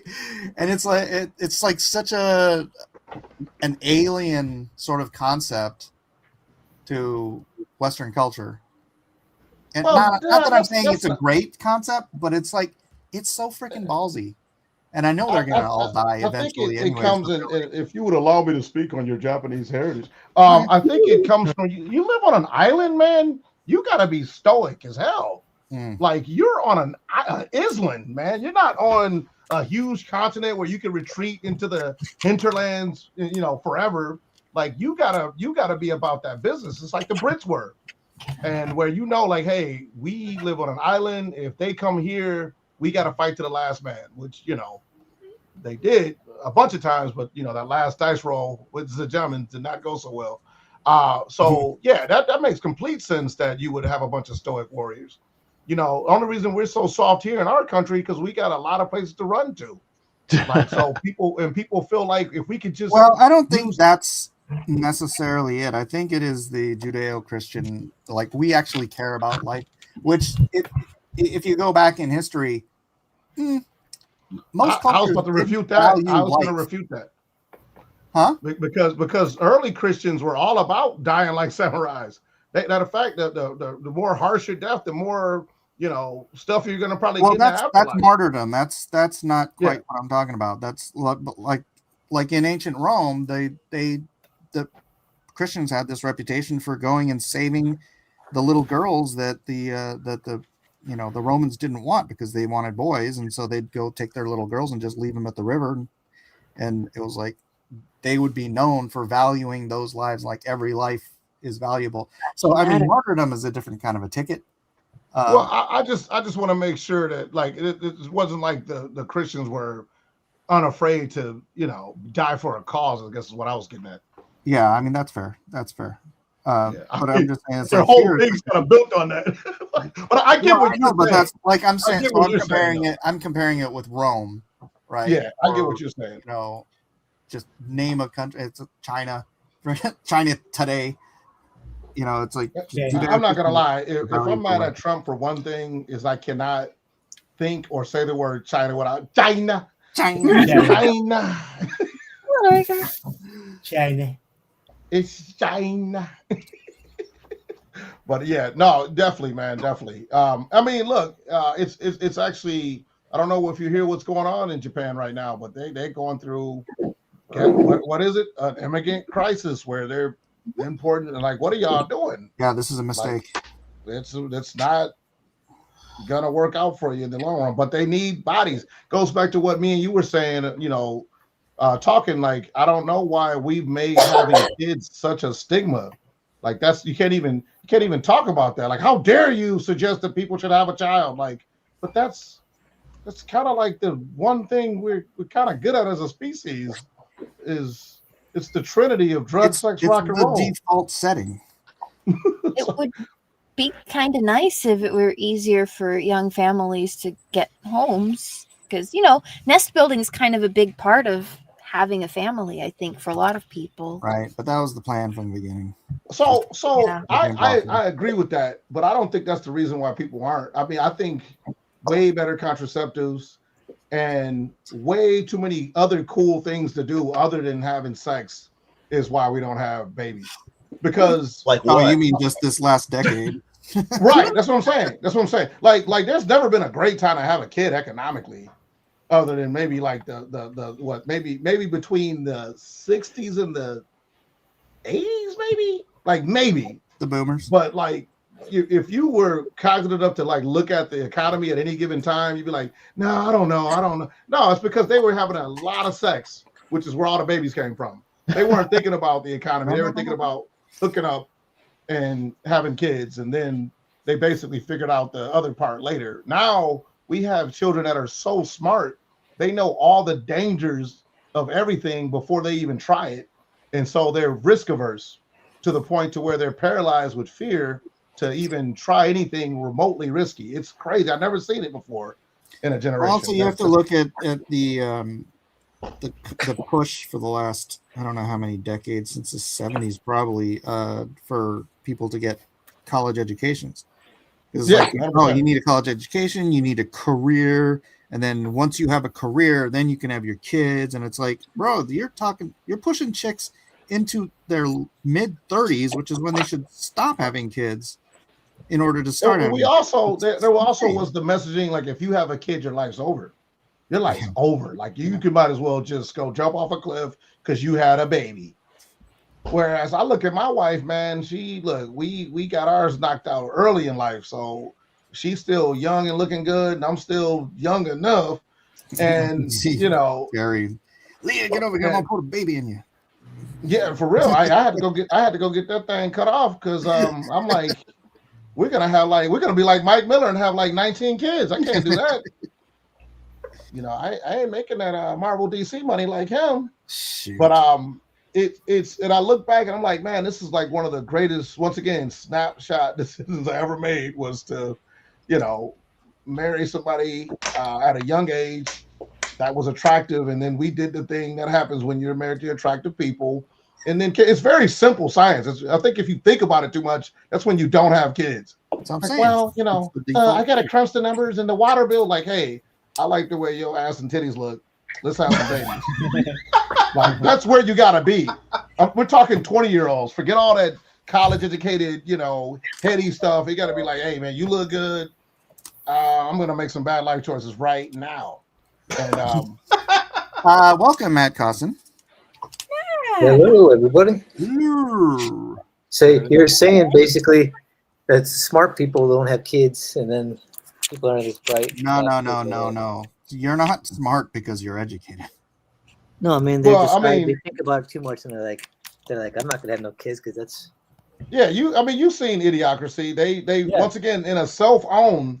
The dumb kids. They made it seem like Idiocracy seems like it's about look how dumb people are, but people gloss over like no, it was the smart people that chose to not procreate in Idiocracy, right in the beginning of the Idiocracy, which everybody loves to quote. Whatever side you're on, they're like, it's like Idiocracy, but they think it's the other side. I'm like, it is, but not for the reasons you think. But I don't think that's got anything to do with the brain. Not to be funny or even try to crack a joke. I think it's all about passion. Like if there's no passion, there's no children. Like, but once again, if you have rock solid contraception and like infinite digital simulated sex, the birth rates are gonna plummet. Yeah, and it's like you realize, like when you think about it, like you said, when you're younger, you're just caught up with the passion in it. When you're older, you're like, that would be stupid. And it's like, so you're like, no, dude, I would totally not have 4 more kids now. Like, no, that's what I'm saying. Like, that's because I'm too smart to be so passionate. It's like, ooh, I want my kids to start making some dumb life choices. And that's what I mean. I would like kids, and I do want kids, but I'm not like I gotta have kids right now. I'm just like, if I do, I do. If I don't, I don't. I'm like, I'm not like, I'm not in that place where I gotta have kids. Hey, it's awesome. It's one of those things that I can't stress enough how So awesome Becky's not home, Matt? No, she's kind of in the same boat, I think. Yeah, She's like, I mean, I think none of us. It's funny that none of us really like. If you think of, that's what I'm saying. If you're thinking about having kids, you definitely don't want kids.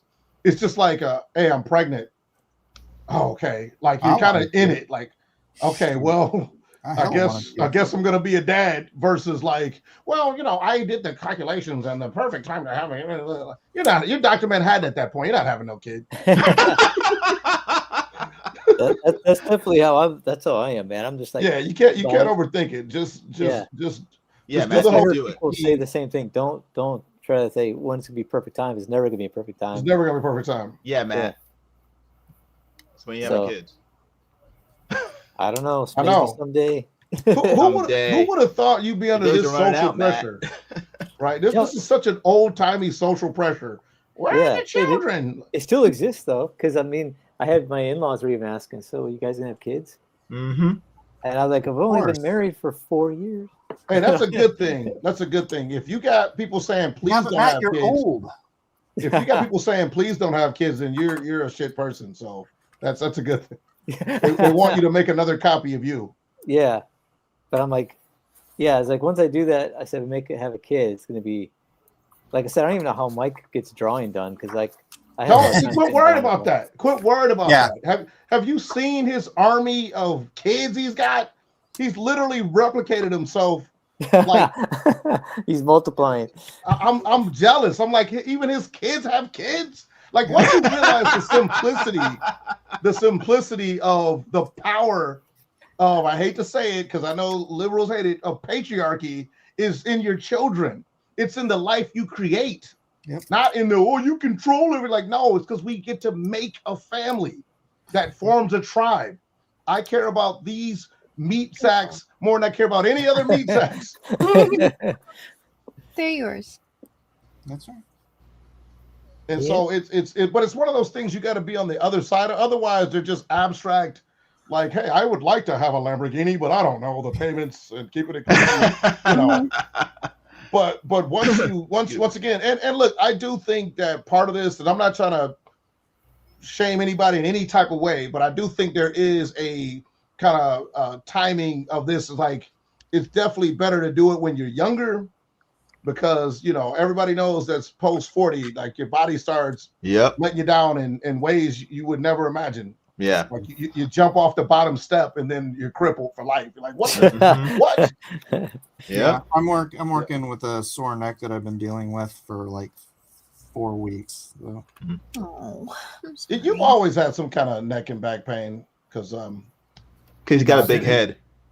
I was thinking that, but I also have a giant kielbasa head too, so I understand that. That's why I lean back and draw. I cheat. I went full digital, and it's so much more comfortable to draw. Yeah, I can't do that with these, so I don't have to hold a 20-pound bowling ball over my neck and shoulders about a head. But and one thing I will say for those who all in this podcast have children, just so I can know who I'm offending and not offending, because I don't want to Mike, that's it.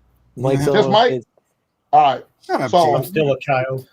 Hey, if you got nieces and nephews, adopt them. Like, because look, their parents probably are, you know, sick of them, half-ass doing it. Just be like, all right, I'm gonna treat you like you're my kid. I have nieces and nephews, man. I love them. They're really great kids. That's good. That's great, because you get a chemical from that you don't get from any other activity, which is serotonin. I know you guys know about this, but I'm just saying it out loud for people who don't know. Serotonin is you only get from group activities and familial activities. You can't get it from politically debating anybody. You get dopamine from that, but you don't get serotonin.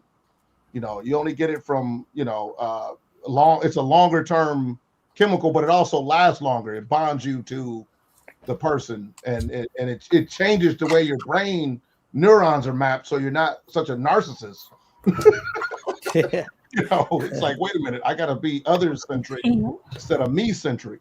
And this is coming from what I call myself an organic narcissist, because I was an only child for so long. And so I just really didn't learn to think about other people's feelings or emotions, because why would I have to? It's me.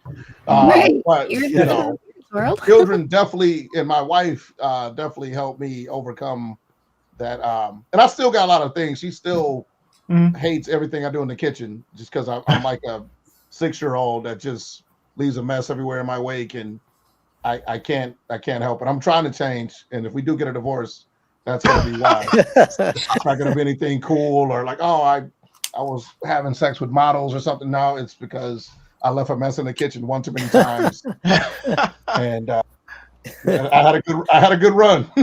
I had a good run, but she finally left me. She finally got out of the toxic relationship full of abuse and all that, the therapy words people like to use.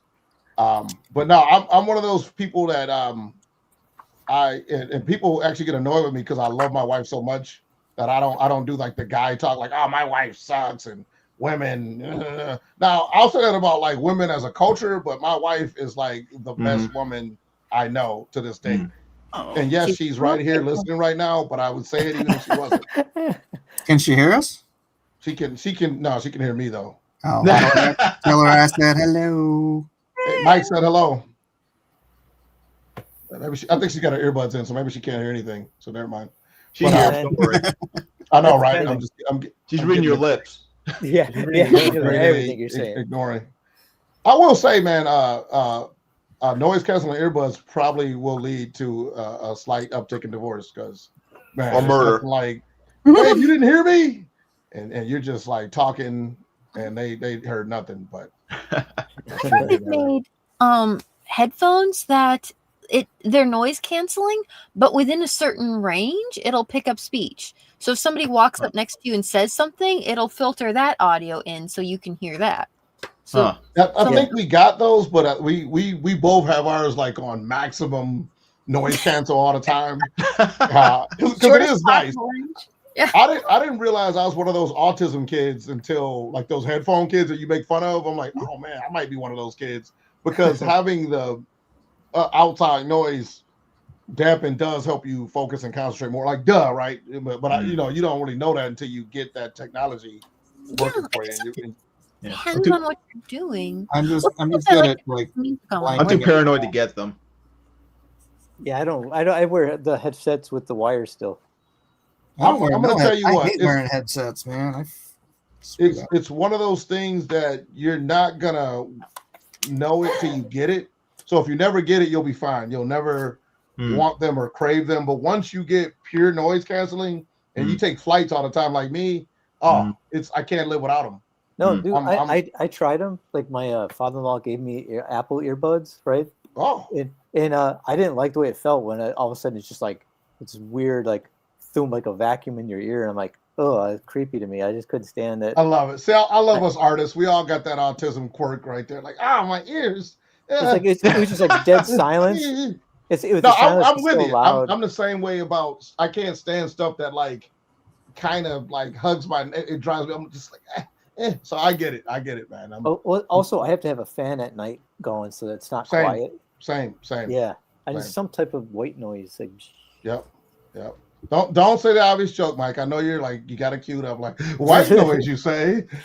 How come we couldn't? I was more gonna go with the fan thing. Be like, yeah, I hate when fans are freaking bugging me all day long.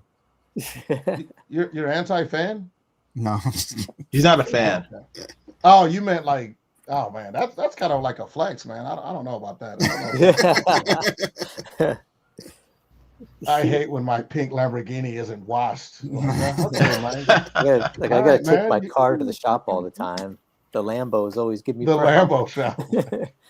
I should have never got an electric Lambo. They have those now. What? Oh, I guess, but Lambos, yeah. Makes sense. Do you have to replace car batteries as often as you do cell phone batteries? I think it's like every 5 years or something. Oh, it's every 2 years in California. Yeah, I don't know. My batteries go. Oh, you're talking about electric car batteries? Yeah. Oh, I'm talking about my regular car battery. I thought they lasted at least like 10 years. Oh, do they? Oh, okay. Yeah, but they're expensive when they do have to be replaced because they cover the entire length of the car. Yeah, they're huge. They're like 2,000 pounds. Dang. I wonder how much the car would weigh without it. It'd probably be like way too light to be safe. 50 pounds. I don't know. It's like a 50-pound car. You're getting ricocheted into space when you get in a car accident. Just, I can see that. I still want my Tesla truck, man. I keep seeing them on the road all the time. A Cybertruck? Yeah. I just wish they look better. They're so. Yeah, I was about to say I laugh at them every time I see them. That's why I like them, man. I The love how, black like, one. I like the black ones. It looks like a RoboCop, like Yeah. like Ed 209, like. I can vehicle see or that. something. I can see that. Yeah, if you get the right wrap, it'll look good. But Yeah, they have tons of wraps out here in California, man. Yeah. I've seen pink those ones camo, and all I've the seen time. like chrome. Chrome was crazy. That was the craziest one. It looks like it's straight out of a video game. Yeah. Polygon, like. A PS1 video game. PS1. Yeah, I think they call it the low poly look. I like Yeah. the guys that wrap them like the Warthog from Halo. Oh yeah, I've Yeah, I seen can see that. that. Yeah, Elon Musk. I always get like people like my in-laws are giving me beef over that. Like, you want one? Those are ugly. And I'm like, yeah, I know. I love that. The way it looks, it's just so different than all the other stuff. Looks the same to me. Like all these cars all look the same. I'll concede that. Like, I do think that they are, like, I call it pug ugly, where they're ugly cute. But so I can see that, but I make fun of them every time I see them, just because they, like, you can tell who's ever in there. It's like certain type of car, like, oh yeah, it's definitely a douchebag in there.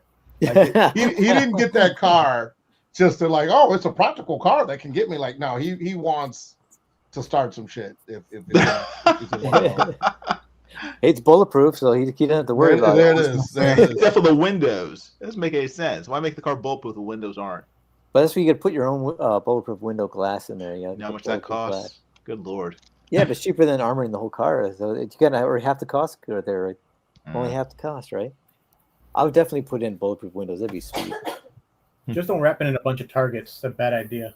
you know what's gonna happen is you're gonna get the Tesla truck, and then right after that, you're gonna find out you're having like quadruplets or something. I got nowhere to put them in this practical vehicle.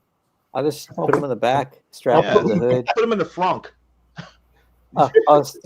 I'll strap them to the hood like Mad Max, you know, in a little bubble. Have one play guitar, flames coming out the side. All right, so you know what? I thought I had you, not that I just got jealous right there. Like, wait. That would be so cool. Yeah, they're gonna make that'd be funny if they made like a little like hatchback trailer for the Tesla truck, you know, like those old school 80s. Yeah, I can definitely see somebody doing that. Probably have to make custom made or. I've seen one with a camper. Oh really? Yeah. Okay. Yeah, I did too. That's what I was like. I felt like I've seen that before, but yeah, I think you can get a camper for it. Like you put it like Those a things are very fast. Yeah, man. That's because it's just digital, man. You just like whoop. No, it's all torque. Yeah. There's no engines and all that. Yeah, it's like turning on a screwdriver, electric screwdriver. It's just on. It's funny because everyone driving those drives super slow, but it's like, and then all of a sudden, finally, I seen like one guy cruising. I'm like, there you go. Like usually they're like, I'm trying to beep and like, hurry up. one time I was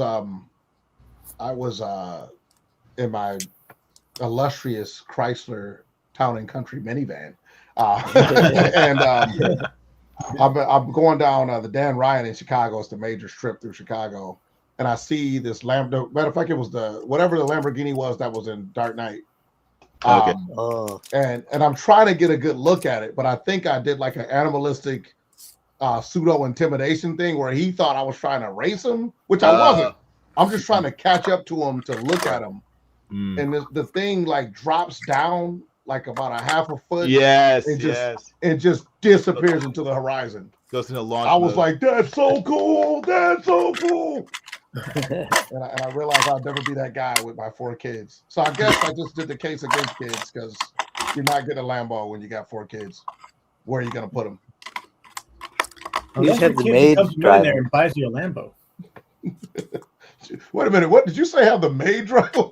Yeah, had the butler and the maid drive them in a separate car. Well, I guess, yeah, if you're Batman, yeah, that'll work. But we're still just people that drive. You know what? If you can afford a Lambo and 4 kids, you can afford another car. Yeah. And You you have know, someone else drive. I actually got on the truck life, man. I've been loving my pickup truck, man. Ooh, truck If- in Chicago. No. I'm in Indiana. I'm about 80 miles outside of Chicago, but Oh, okay. the closest you can get to purchasing white privilege, that isn't a thing. But it's just get a truck. Like, just nobody messes with you when you're in a truck. Like, cops just salute you, and you just go on about your way, because who the heck's doing crime in a pickup truck? Whoa! Somebody came in with the. This was a while. This is 20 minutes ago. Okay. I'm like, usually I have a guy in here that's doing the chat. Feel 70s better? were a Yeah. terrible time to have kids. 50s were. What do you mean? I was born in the 70s. It was so great to have kids. that's what I was gonna see. This person is thinking about it. The 60s and 70s was drugs, sex, rock and roll. So a lot of kids were born in those times. It was a lot of sex-fueled parties in those times. And so once again, you thinking about it, yeah, why would you have kids during the Cold War? But not thinking about it and just doing it is how we all got here. And it's also why our daddies are old as hell too. So it's like, what was our dads doing? The economy was so good back then, you could have a family they didn't know about. you could have multiple families, with those factory jobs back then. Dude, I know, man. Like, there were one guy. I watched a little like news report from the '80s, and this guy was like talking about how he has to pay more taxes now that he's making more money, and he was only making $14,000 a year, and he had like a 3-bedroom house and like 2 kids, 2 cars, and he only made $14,000 a year. And I'm like, Yep. yeah. Oh, you mean back then? Back I'm in the like, 80s, what? yeah. Back in in the the 80s. Well, my grandpa, when he was like raising my dad with my grandma, he only made $8,000 a year. He had an acre of land with a house and like 4 kids, and he was the only one that worked, and he made $8,000 a year. Yeah. Cost of living was. But that was back when a brand new Mustang was $500. Yeah. Well, My not- dad had a That Corvette. was the 60s, but whatever. My dad had a Corvette. He had a Stingray Corvette. As a teenager. I love the Yeah. Stingrays. They're original Batmobiles. Yeah, man. Do you see the new ones? Yeah. They look crazy. I'm like, what is that? Is that a Lamborghini? I'm like, oh, it's a Corvette. I'm like, what? Yeah, I that's actually why I don't like them, because they want to be Lamborghini so bad. It's so I crazy. feel like I feel like it has an identity crisis. Like, come on, man, you know you're not a Lamborghini. Quit doing that. But I say that, but I actually saw one up close, and they're pretty cool. Actually, They are, they're man. pretty cool. They got are the the Stingray poor logo. man's Lamborghini.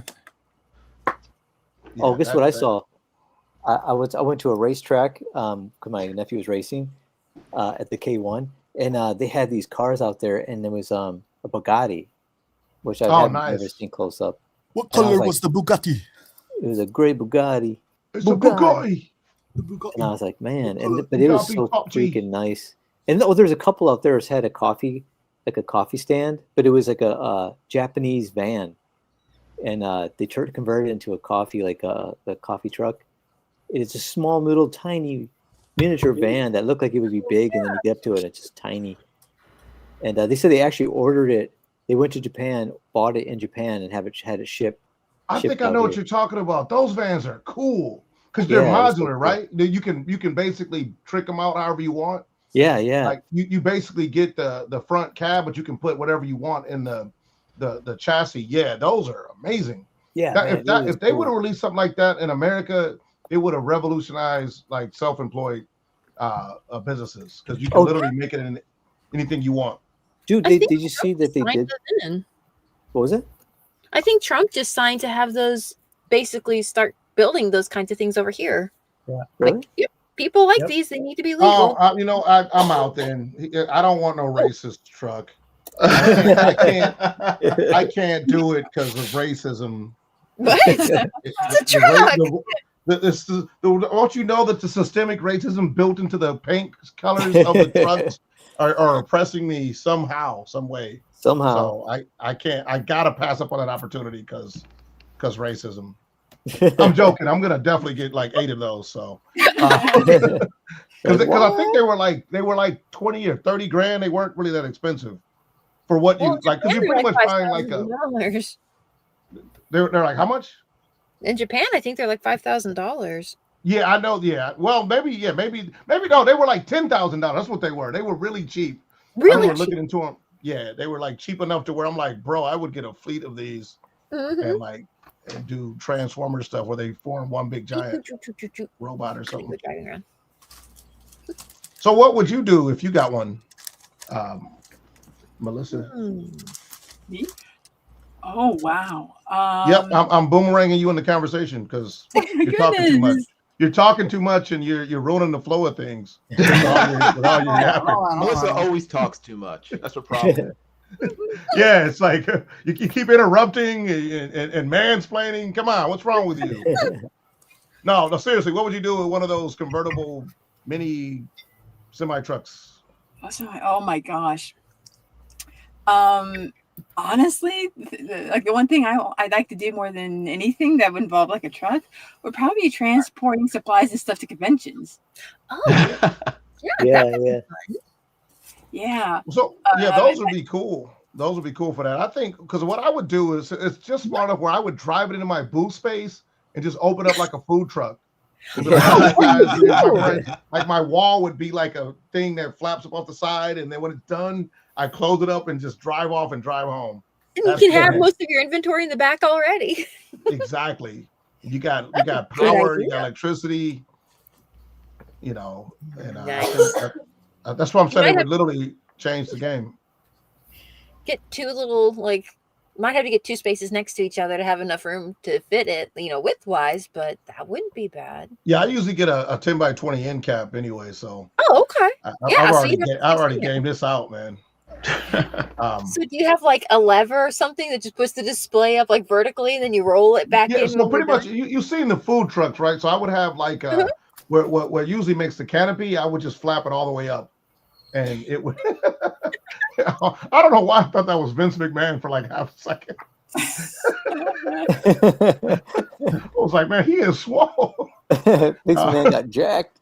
Vince McMahon got jacked, but yeah, I would have the canopy fold up into like just a straight parallel wall.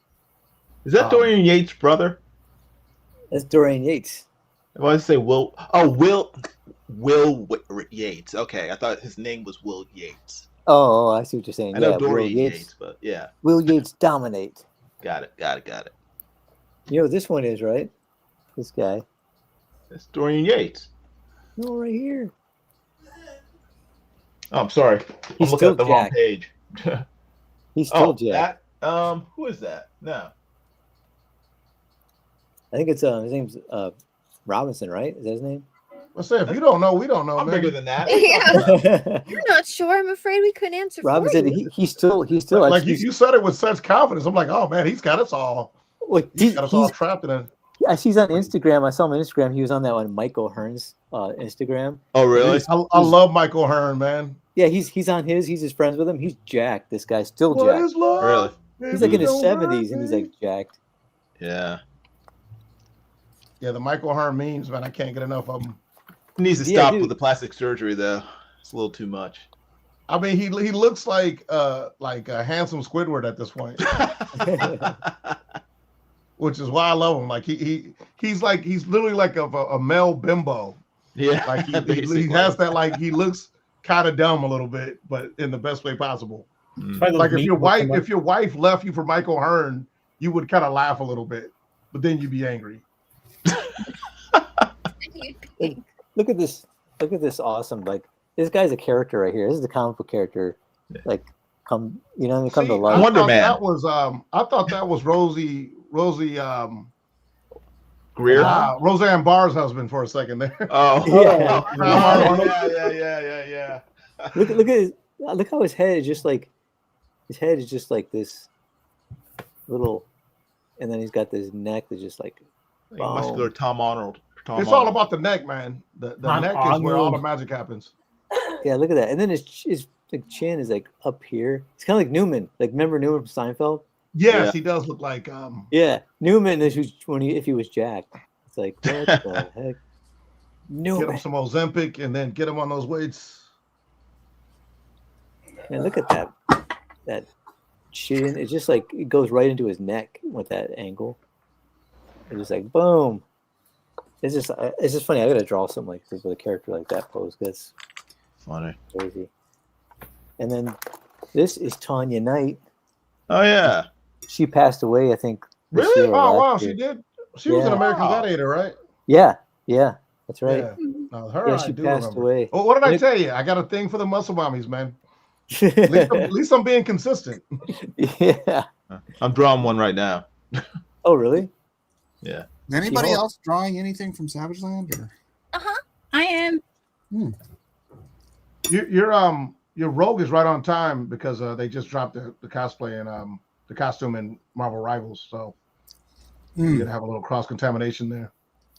She was in American Gladiators too, actually. I do believe. Linda Murray she was Miss Olympia. Okay, maybe not then. I feel like But she she's was still, though. dude. She's still in shape. I've seen her now. She's like, got to be in her 60s. She's still in shape. She has her own Instagram. Linda Murray. I think she was like won like 7, 8 times or some crazy number like that. I don't think she beat Arnold's record though. Maybe so I don't know exactly. Yeah, there she is too. Look, she's doing her. You can tell this. Oh, who's eating here? Huh? Mike's eating. Ooh. I thought that was a drawing. I'm like, man, that's detailed. That's AI. It's AI. know what? Yeah, Mike's not really eating. It's like the Will Smith AI spaghetti eating. Yeah.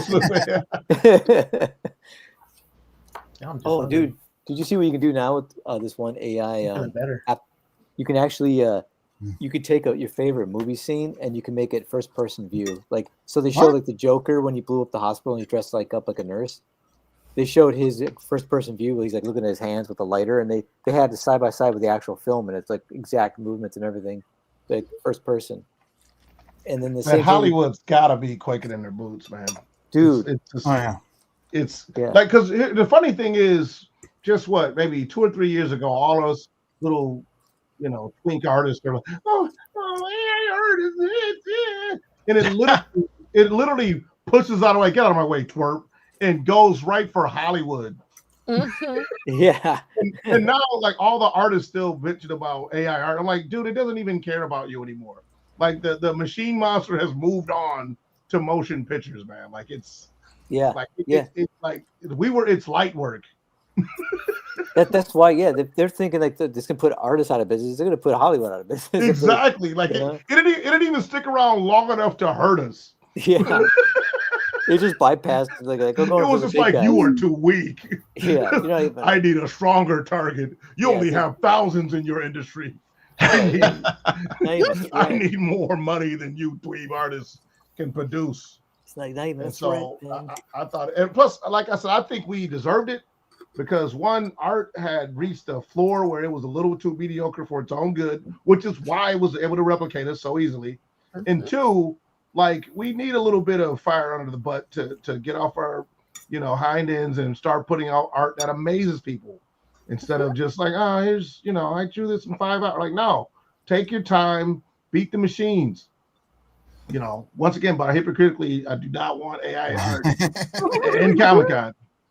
But it is definitely, I mean, I was just in San Francisco at a show, and every other billboard was promoting AI this, AI that, AI Wow. this. And not like art. Like I said, art is like, if you're arguing about AI art, it's so childish. Like, it doesn't care about that no more. Like, it's powering like whole infrastructures. Yeah, It's like saying we're not going to use electricity to power computers. It's like, yeah, they're going to use it for everything, bro. Like, what are you talking about? Like, it's not just to do this one thing. It's not just for drawing. yeah.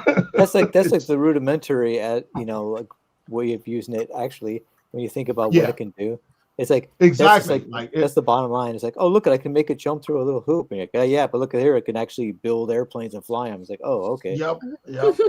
It did surgery on my Yeah. giant head. It made my head 20 pounds lighter by scooping my brains out. It's But, making yeah, it's making diagnosticians irrelevant. Mhm. Yeah. Yeah. And if we're all being honest, unless you have like a in-law or a family member, you don't care. Like I said, you don't care. You can I feel like a lot of us have like a like an attorney style, like, okay, somebody paid you to defend a point, and you kind of get into this role of, all right, I got to defend it, but you really don't care. That's how I felt people most are with like 90% of the issues that they kind of care about. Well, I Like, care but from the other perspective. I care because, like, I'd rather go to AI and get diagnosed than spend $400 to go to a doctor to hear that. Nobody can afford health care. So Yeah, it's completely gonna be the case, and I think because of the like most of diagnosing goes off of imaging.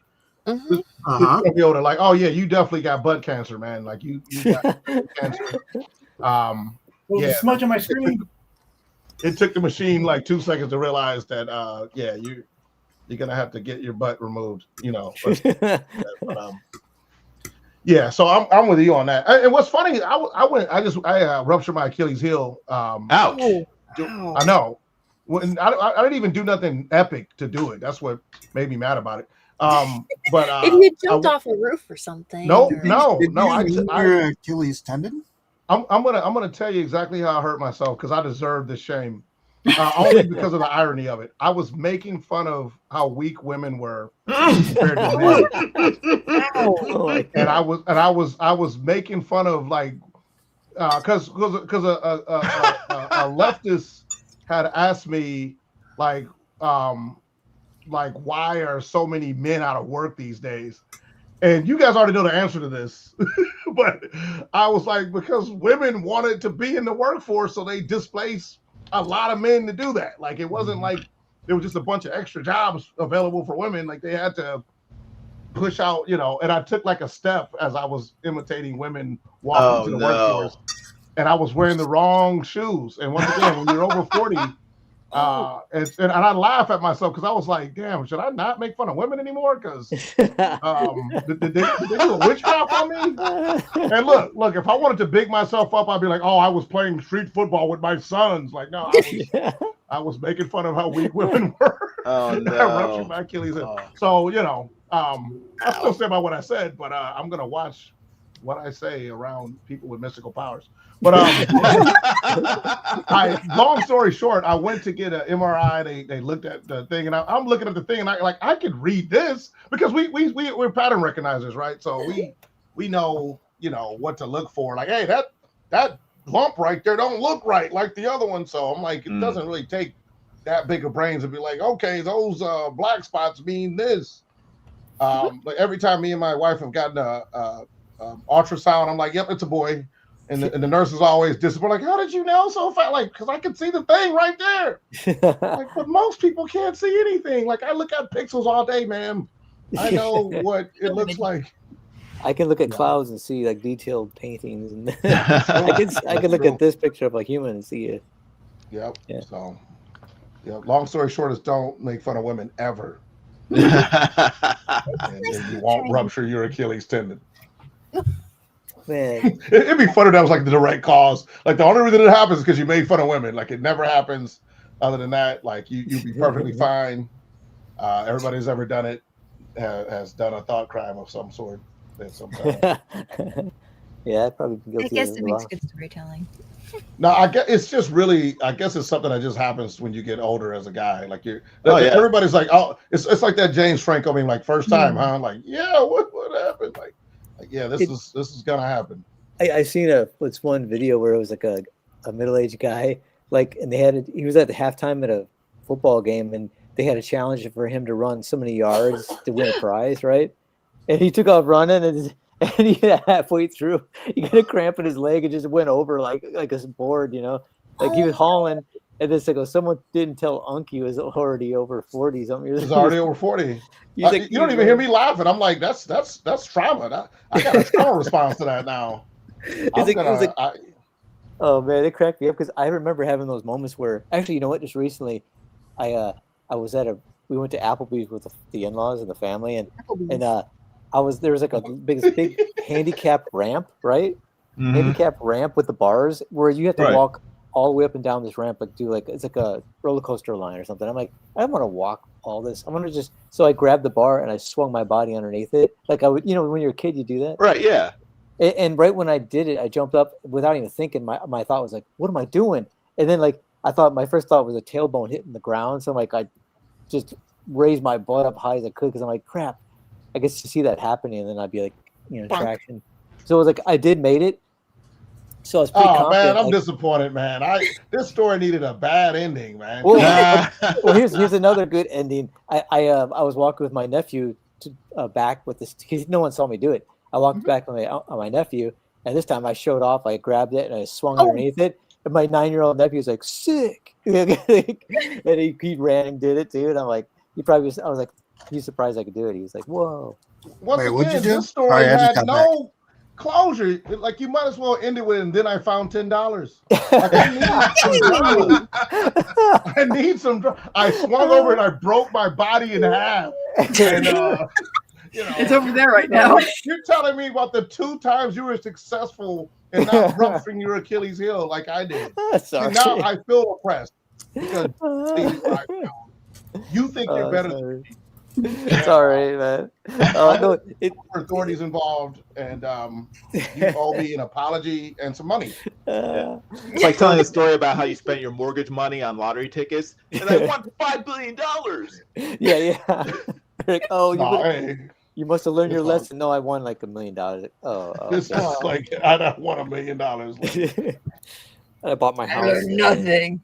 In a Lambo. Well, I love the fact how you doubled down. You got cocky, like, hey, I pulled this off once. You're like, I'm gonna do it again. I'm like, and look, my evil monkey brain's like, yes, he's gonna fail this time. Oh, he did it twice. Like, dude, I was like, but the second time though, I did it. And then I realized that's when it was like dangerous, and I was like, I'm not doing that again because my tailbone got close. Because the first time I jumped from the top to like a little ledge swinging down, but this time it was swinging from the bottom up to a ledge. And no matter how much you hype up the danger, man, you didn't get hurt. I'm so disappointed in you, man. But the thing is, my mindset. I had to realize my mindset's still that young mindset where I could do. No, you are right. You were playing with your life, man. The Grim Reaper was sitting around like, I got another one. I got another one. and then another one happened just like a couple of days ago. I was parked my car in a mall on the ground, and I was trying to walk to my car, and I realized there's like this cement wall with like a giant cement window, like an open window, so you could see your car, but you couldn't get to it unless you walked all the way down to the end. Please don't tell me you jumped through that damn cement wall. Yeah, I jumped through it. But here's the thing: it wasn't as cool as in my mind. I thought I could just run over, put my hand on the ledge, and just jump my whole body over it. Swing your body with one arm. You just catapult yourself with one arm. I ran and I was about to do it, and I'm like. And I just did the old man, put my heels on, and I kind of inched my butt over and then fell off. I was like, then I looked around, nobody saw me. I was like, that was embarrassing because I didn't fall, but I didn't do the cool jump. I just kind of did the safe little lowered my body down. That makes me feel better. All right, we're good. You're in good standing in the malicious envy capital you've been doing that with me. So I will erase my revenge scheme that I had to get you to do something stupid. See, I got some still little stories there. I'm gonna set up a bunch of obstacles right outside of your house that you're gonna be so tempted. Like, I got an American Gladiator these. I can do it. Well, here's the thing. I train now so that I don't have those moments of just tripping over my own foot and falling down one step and getting crippled.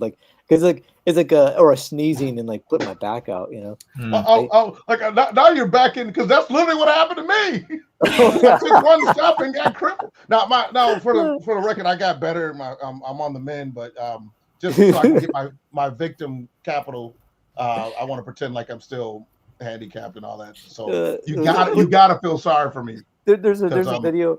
I saw a video where a guy, he's this big dude. He looked like he's back when he was in high school, he probably was intimidating, right? And he's kind of all confident. He's standing on the porch, which is only 2 steps down, right? And he's standing there on the security camera, and he just kind of has his hands on his hips, and then he just takes half a step and falls down the steps onto his knees and face first into his truck. And then he's out, just on the ground, and his wife what the heck happened? I think I've seen that. He didn't just fall, he catapulted into his truck, and he dented his truck. That was crazy. And his wife was said, what the hell happened to the truck?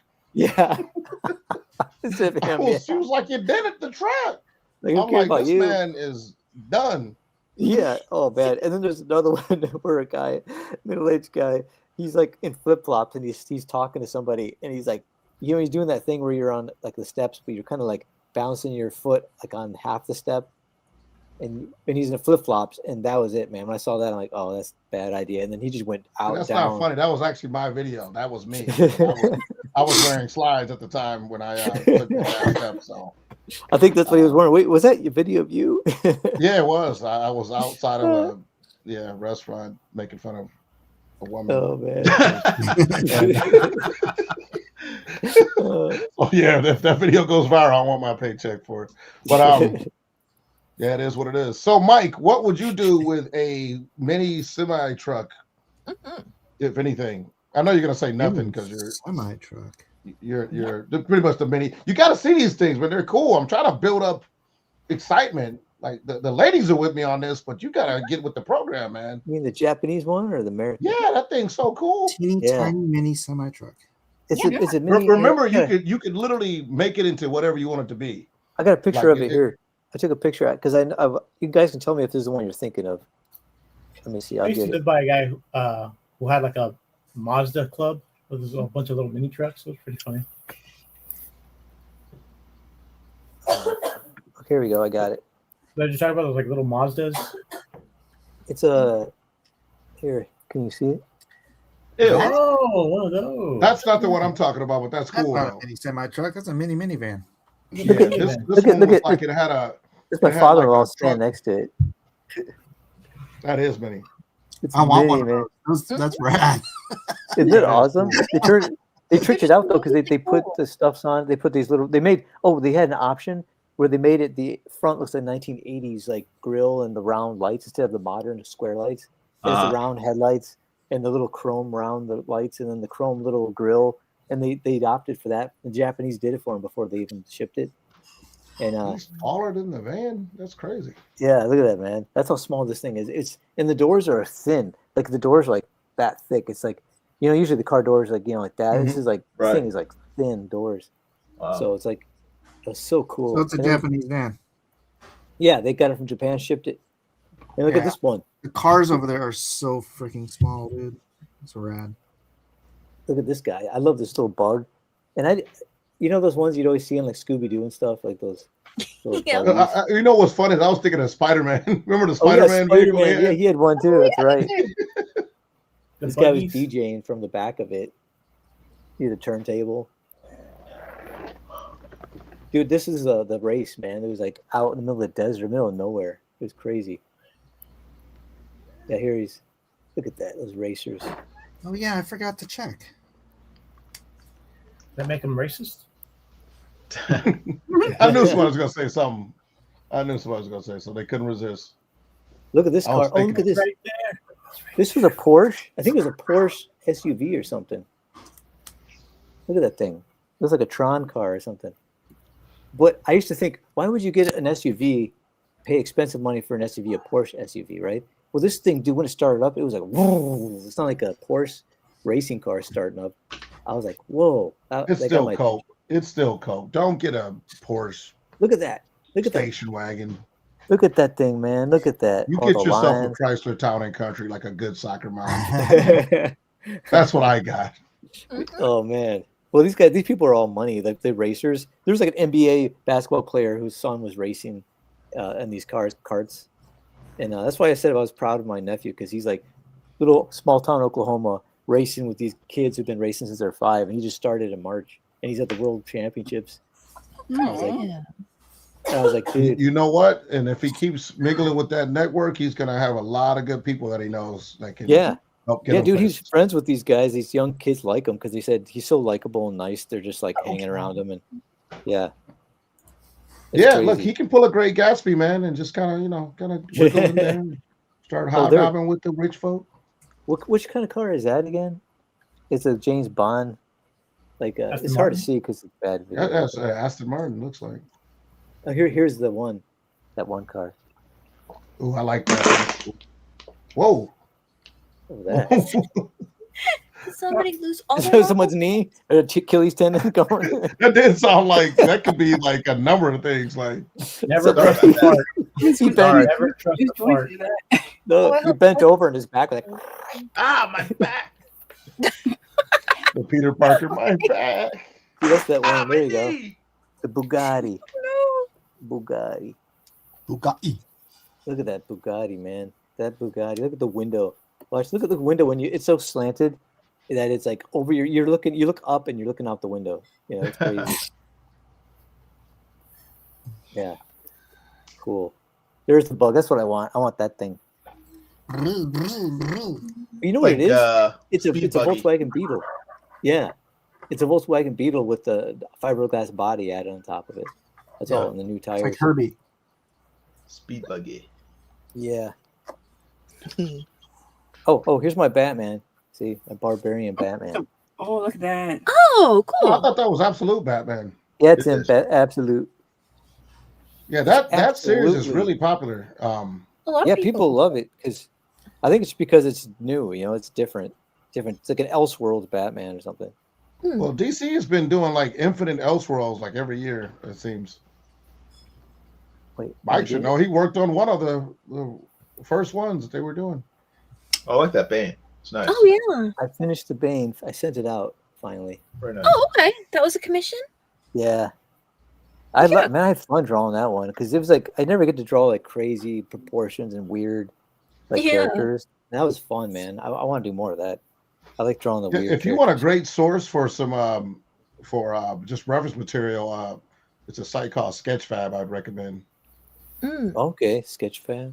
Yeah, you can just about put anything you want in there, and they usually got a good model. I'm going to show you some stuff I did.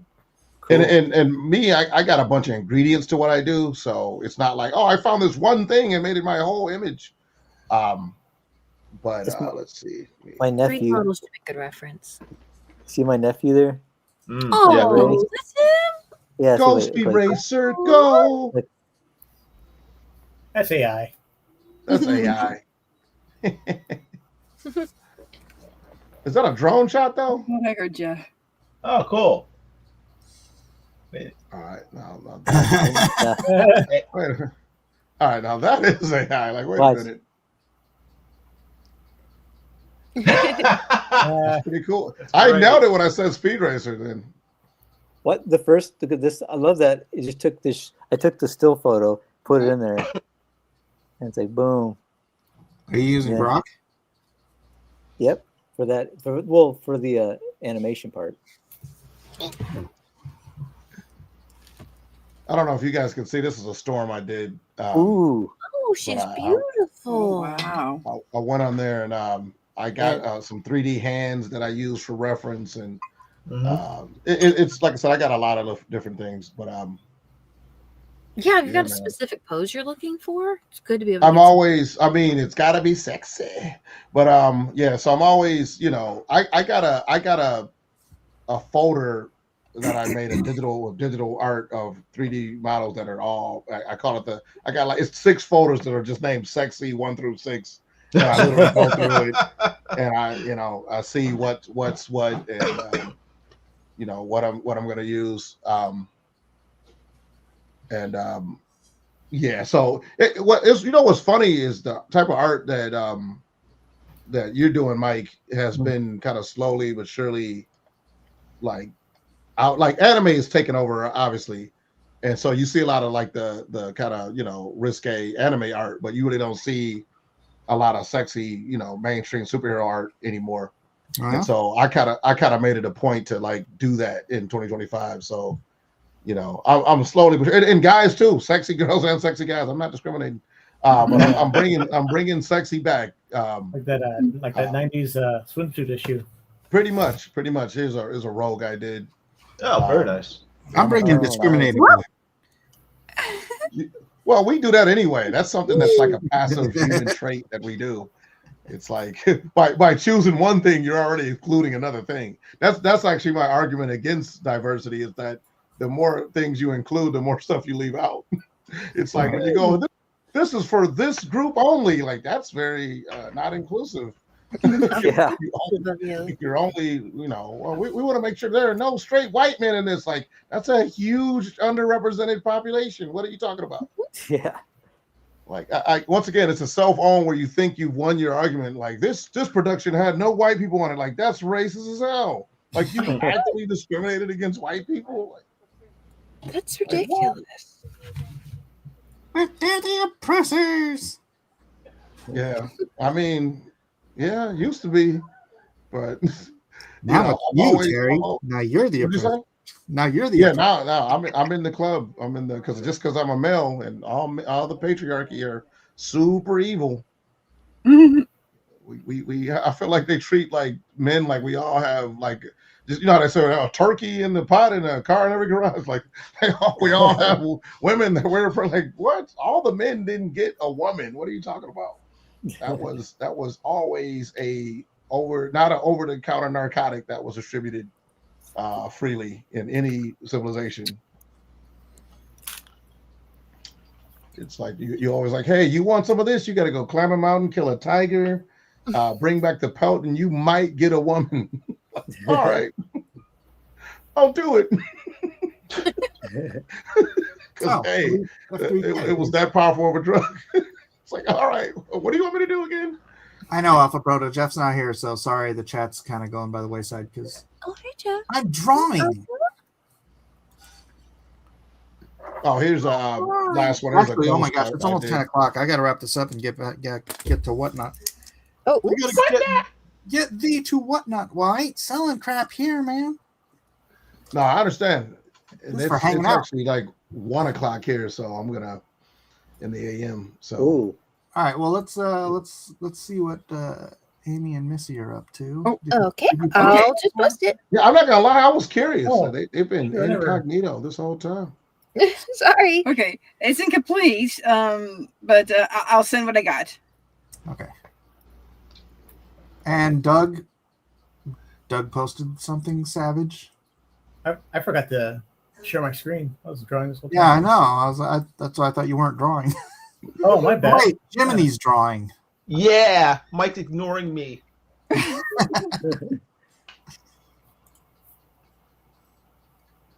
Oh, that's awesome. Oh. Oh, look at that. What is This that? guy Wow. knows what I like, man. See, muscle mommy. Muscle Oh. mommy. And also like one of my top tier muscles is Vasquez from Alien. So you I was know about to all say those- that Vasquez. Mhm. Yeah, that's for a job I'm working on right now. So That's very Cool. cool. That's cool. Yeah, man, that's awesome, dude. but here's the there's Rogue. That's from a couple weeks Very ago though. cool. Yeah, I love the inks on that. I'm seeing a lot of Art Adams influence in that. Oh, cool. Yep, he is your daddy. I feel like all of us have an art daddy. Oh, that's He's a big- awesome. Yeah, that's really cool. So, no, I like There trying is. to find out guys who like would influence the guys I like. You know what I mean? Mm-hmm. Who do you like? I like guys like obviously I love Japanese Ah, art. Squirrel Girl. Whoa! Ah, that's awesome. What the? Look at that squirrel! What the heck? Is that a canon Savage Land Squirrel Girl? Yeah. I, Sure. okay. I'm not. I know. I'm like that is a very sexy outfit. So I'm like, is that a thing? Like, is that something I can draw without stealing?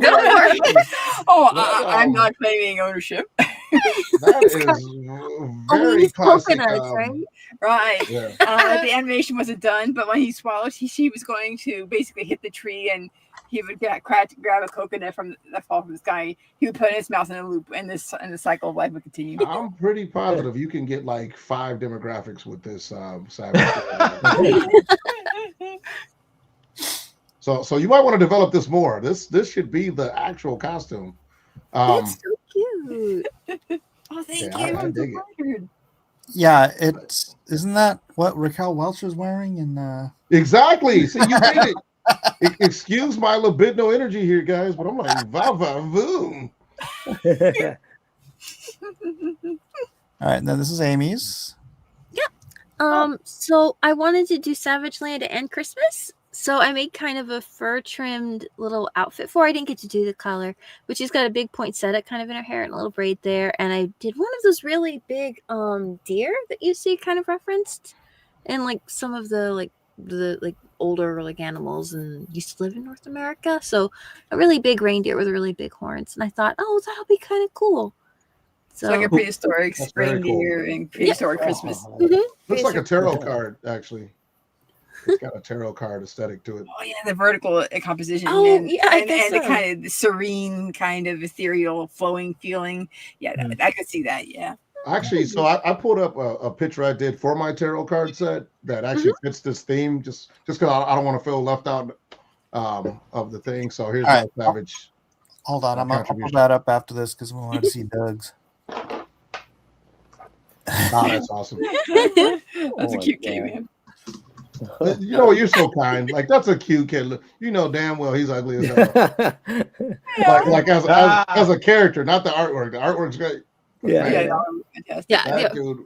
That's a face only a mother could love. I like that filter actually. That's That's cool. cool, right? The I music. feel like he's got a third thing on here. Oh, Oh no! You know what's funny? The filter's too effective. I was like, did you draw that? Or is that actually from there Hanna-Barbera? Yeah, That is Doug's cool. got a really authentic style for that. Yeah, that looks super. Like, if you told me, I'd be like, okay, I'm so dumb. Dude. very nice. And Doug, you are tonight's pros pick. Yay! That was spectacular. Was it a vote? Usually, there's Oh, okay. there's voting, but he was the only one to post anything tonight because I didn't really make this into a competition. That's true. That's great. Yeah, this Those is are- oh my gosh, I do love that little like Oh, saber cool. tiger. Those. like I said, this is a tarot card set for my strength card. Wow. Oh, That's isn't cool. I that like that lion cool? headdress. Yeah, I did Yeah. it because it's actually inaccurate, but that made me realize that it would be unique. It's Because the Aztecs had the jaguar. You know, there were no lions in South America, so it's like, I have an opportunity to do something inaccurate, but it's going to be unique. So Go because for it's wrong. By all means, be creative. Playing our and things are stuff. We're fun. not Democrats here. I love how he comes in and it's always like, whoa. And, you know, after we said some pretty zesty things, Quite the man. but it's it's like, oh wait, man, you're late to the party.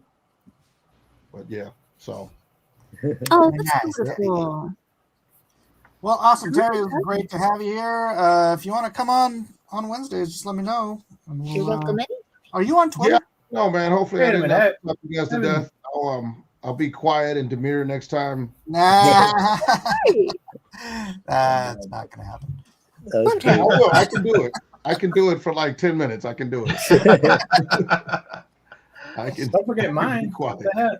Been drying for 2 hours for Well, nothing? All right. Wait, what? No, that's cool. Yeah, oh, what did you draw, Alan? the show. Oh, there's power. your. Oh, I have to. Who do I have to undo? There we go. I don't know. Oh, cool. Oh, wow. Oh, That's great. gorgeous. Kid Brad. Is it Okay, Kid I Was bet- Brad? was No, no. was It's Rogue Rogue. the Uh-huh. subject matter, or did everybody just swap it and Fun. choose Rogue? That's Savage He's pretty Rogue. Rogue? famous. Savage Rogue is pretty famous. And also, you got Sauron. Is it Yeah. Sauron? Mhm. Yes. Oh yeah, she is. I mean, hers and the Savage Storm are my two favorite. Oh, I actually yeah. like Savage Oh, Psylocke too, that's though. beautiful, Alan. Oh, yeah, the one. I wasn't. Tutti, grazie. And awesome. when you meant to do that good, even when you're not feeling well. Oh, bless you. He came out lovely. Let's say Sketchbook Pro, huh? Hmm. Very Right, nice. now, Very it's like nice. Fan pick. No, just kidding. So out of everybody in this group, I know we're all about to dissipate. Who's all digital artists? I do I am both. for sure.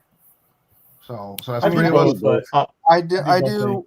It depends on the project. So I do both. It depends. Yeah. I both. haven't done Yeah. organic in so long. I can't even claim to do organic art anymore. Really? I sold my soul to the machines a long time ago.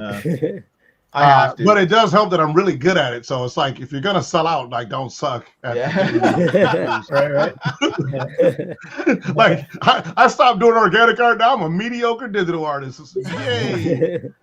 Like, no. Yeah, I think it depends on what the nature of the finished work's going to be. If it's art for art's sake, then yeah, absolutely, like paintings or markers or something that can be put in a portfolio or hung on a wall is great. If it's going to be used for reproduction and it kind of has to be scanned and put into a digital process for graphic art and things like that, or if it's used in production like for animation or printing in that capacity, it does sort of make sense to work digitally just because it reduces the amount of work from finished art to print, because it's got to get on a computer before it can get to where Anybody it's remember this? Digital art ain't real art. It's not real art. Yeah. Oh, sure. Like real artists don't use pewters. Yeah. Real artists don't use It's funny seeing this argument, which I think is apples and oranges between AI and digital art. But I remember hearing the same people like, these digital artists. But I look at it like speaking of vehicles, we talked about vehicles quite a bit tonight. I look at digital art as a faster vehicle that if you are using it, you should be able to go further faster.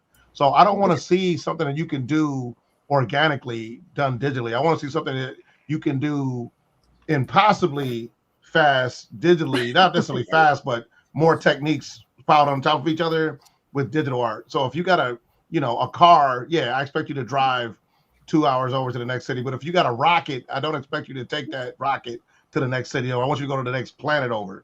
So I put a higher standard on digital art than I do organic art, only because you can do so much more efficiently that a lot of people still are just lazy assholes. Okay. I see you, Jiminy. You see? Isn't that cool? It's very cool. Jiminy ran it through AI. I'm about to say, wait a minute. That's pretty look, good. He would be at Comic-Con next to me in a booth, eating me alive. But it really is your drawing, though. Yes, it is. Yeah. Yeah, but he can literally put some modifiers on that, and that could be Psylocke Storm. That could be anybody it wants it to be. Just that quick. That's how powerful the tool is. Once again, rocket ship. You can go to another universe with AI. That's how efficient and fast it is. Yeah. No, it's pretty amazing what AI can do now. Yeah. Getting a lot better. I'm definitely. But it can't make me no money, so I gotta go to Whatnot. Thanks for being here. Whatnot link is in the description, so if you want to come and join me over there, please do. Otherwise, you guys are free to hang out in the chat as long as you want. But I gotta go. Yeah. All right. Well, I'm gonna get out of here as well, and then you guys can definitely talk about me behind my back. Talk about what it I can't because I'll be in. is. God, that Terry Huddleston. Who does he? Here, speaking of Psylocke, did you see this one, Terry? Oh, that's so sexy. I like that a lot. Nice. She's beautiful. What's funny? You need to quit drawing your wife all the damn time, man. Like you think we don't notice? No. It's the same. That's all he draws. Except with He's been drawing that same. Beautiful woman he knows. And so when I see her, I'm like, wait a minute, I shouldn't have these feelings. It's Mike's fault. It's Mike's fault. Wow, that's very hot, man. All right, and this is Phoenix. So. Oh, okay, that's coming along. Shaved her head. I love all the rough texture in the. Shave her head. He did the Viking braid. That's right. It's called the Dutch braid. It's the racist braid. You know they say that, right? They say that. That's like the thing that they say. That's like it's called a Dutch braid for a reason. Well, it's like I said. It's like when you reminoritize yourself as a white person, they can't get around it. Like actually, it's the Dutch braid. So all right. Well, thanks everybody for being here. Oh, by the way, if anybody cares, I'm having a sale on my Injustice pages. You can get almost any Injustice page for $500. So if you want that, hit me up at mikesmillerart.com. I've got a handful of them up there, but I also have hundreds of them in my FedEx boxes. So yeah, it's a Christmas special. That's right, Alpha Proto. Very special Christmas. Check it out. Otherwise, don't buy Jeff's book because he's not here. Oh no! Dang. Dang. And follow the rest of us to whatnot. Well, not all of us, but some of us. Matt, you going on? Yeah, might be going on. All right. Hey, Jiminy. What? By just looks. Rebellion. Rebellion. Good. All right. Say good night, everybody. Merry Good Christmas. night. God bless everyone. and Christmas. Merry Good Christmas. night. God bless everyone. God bless everyone.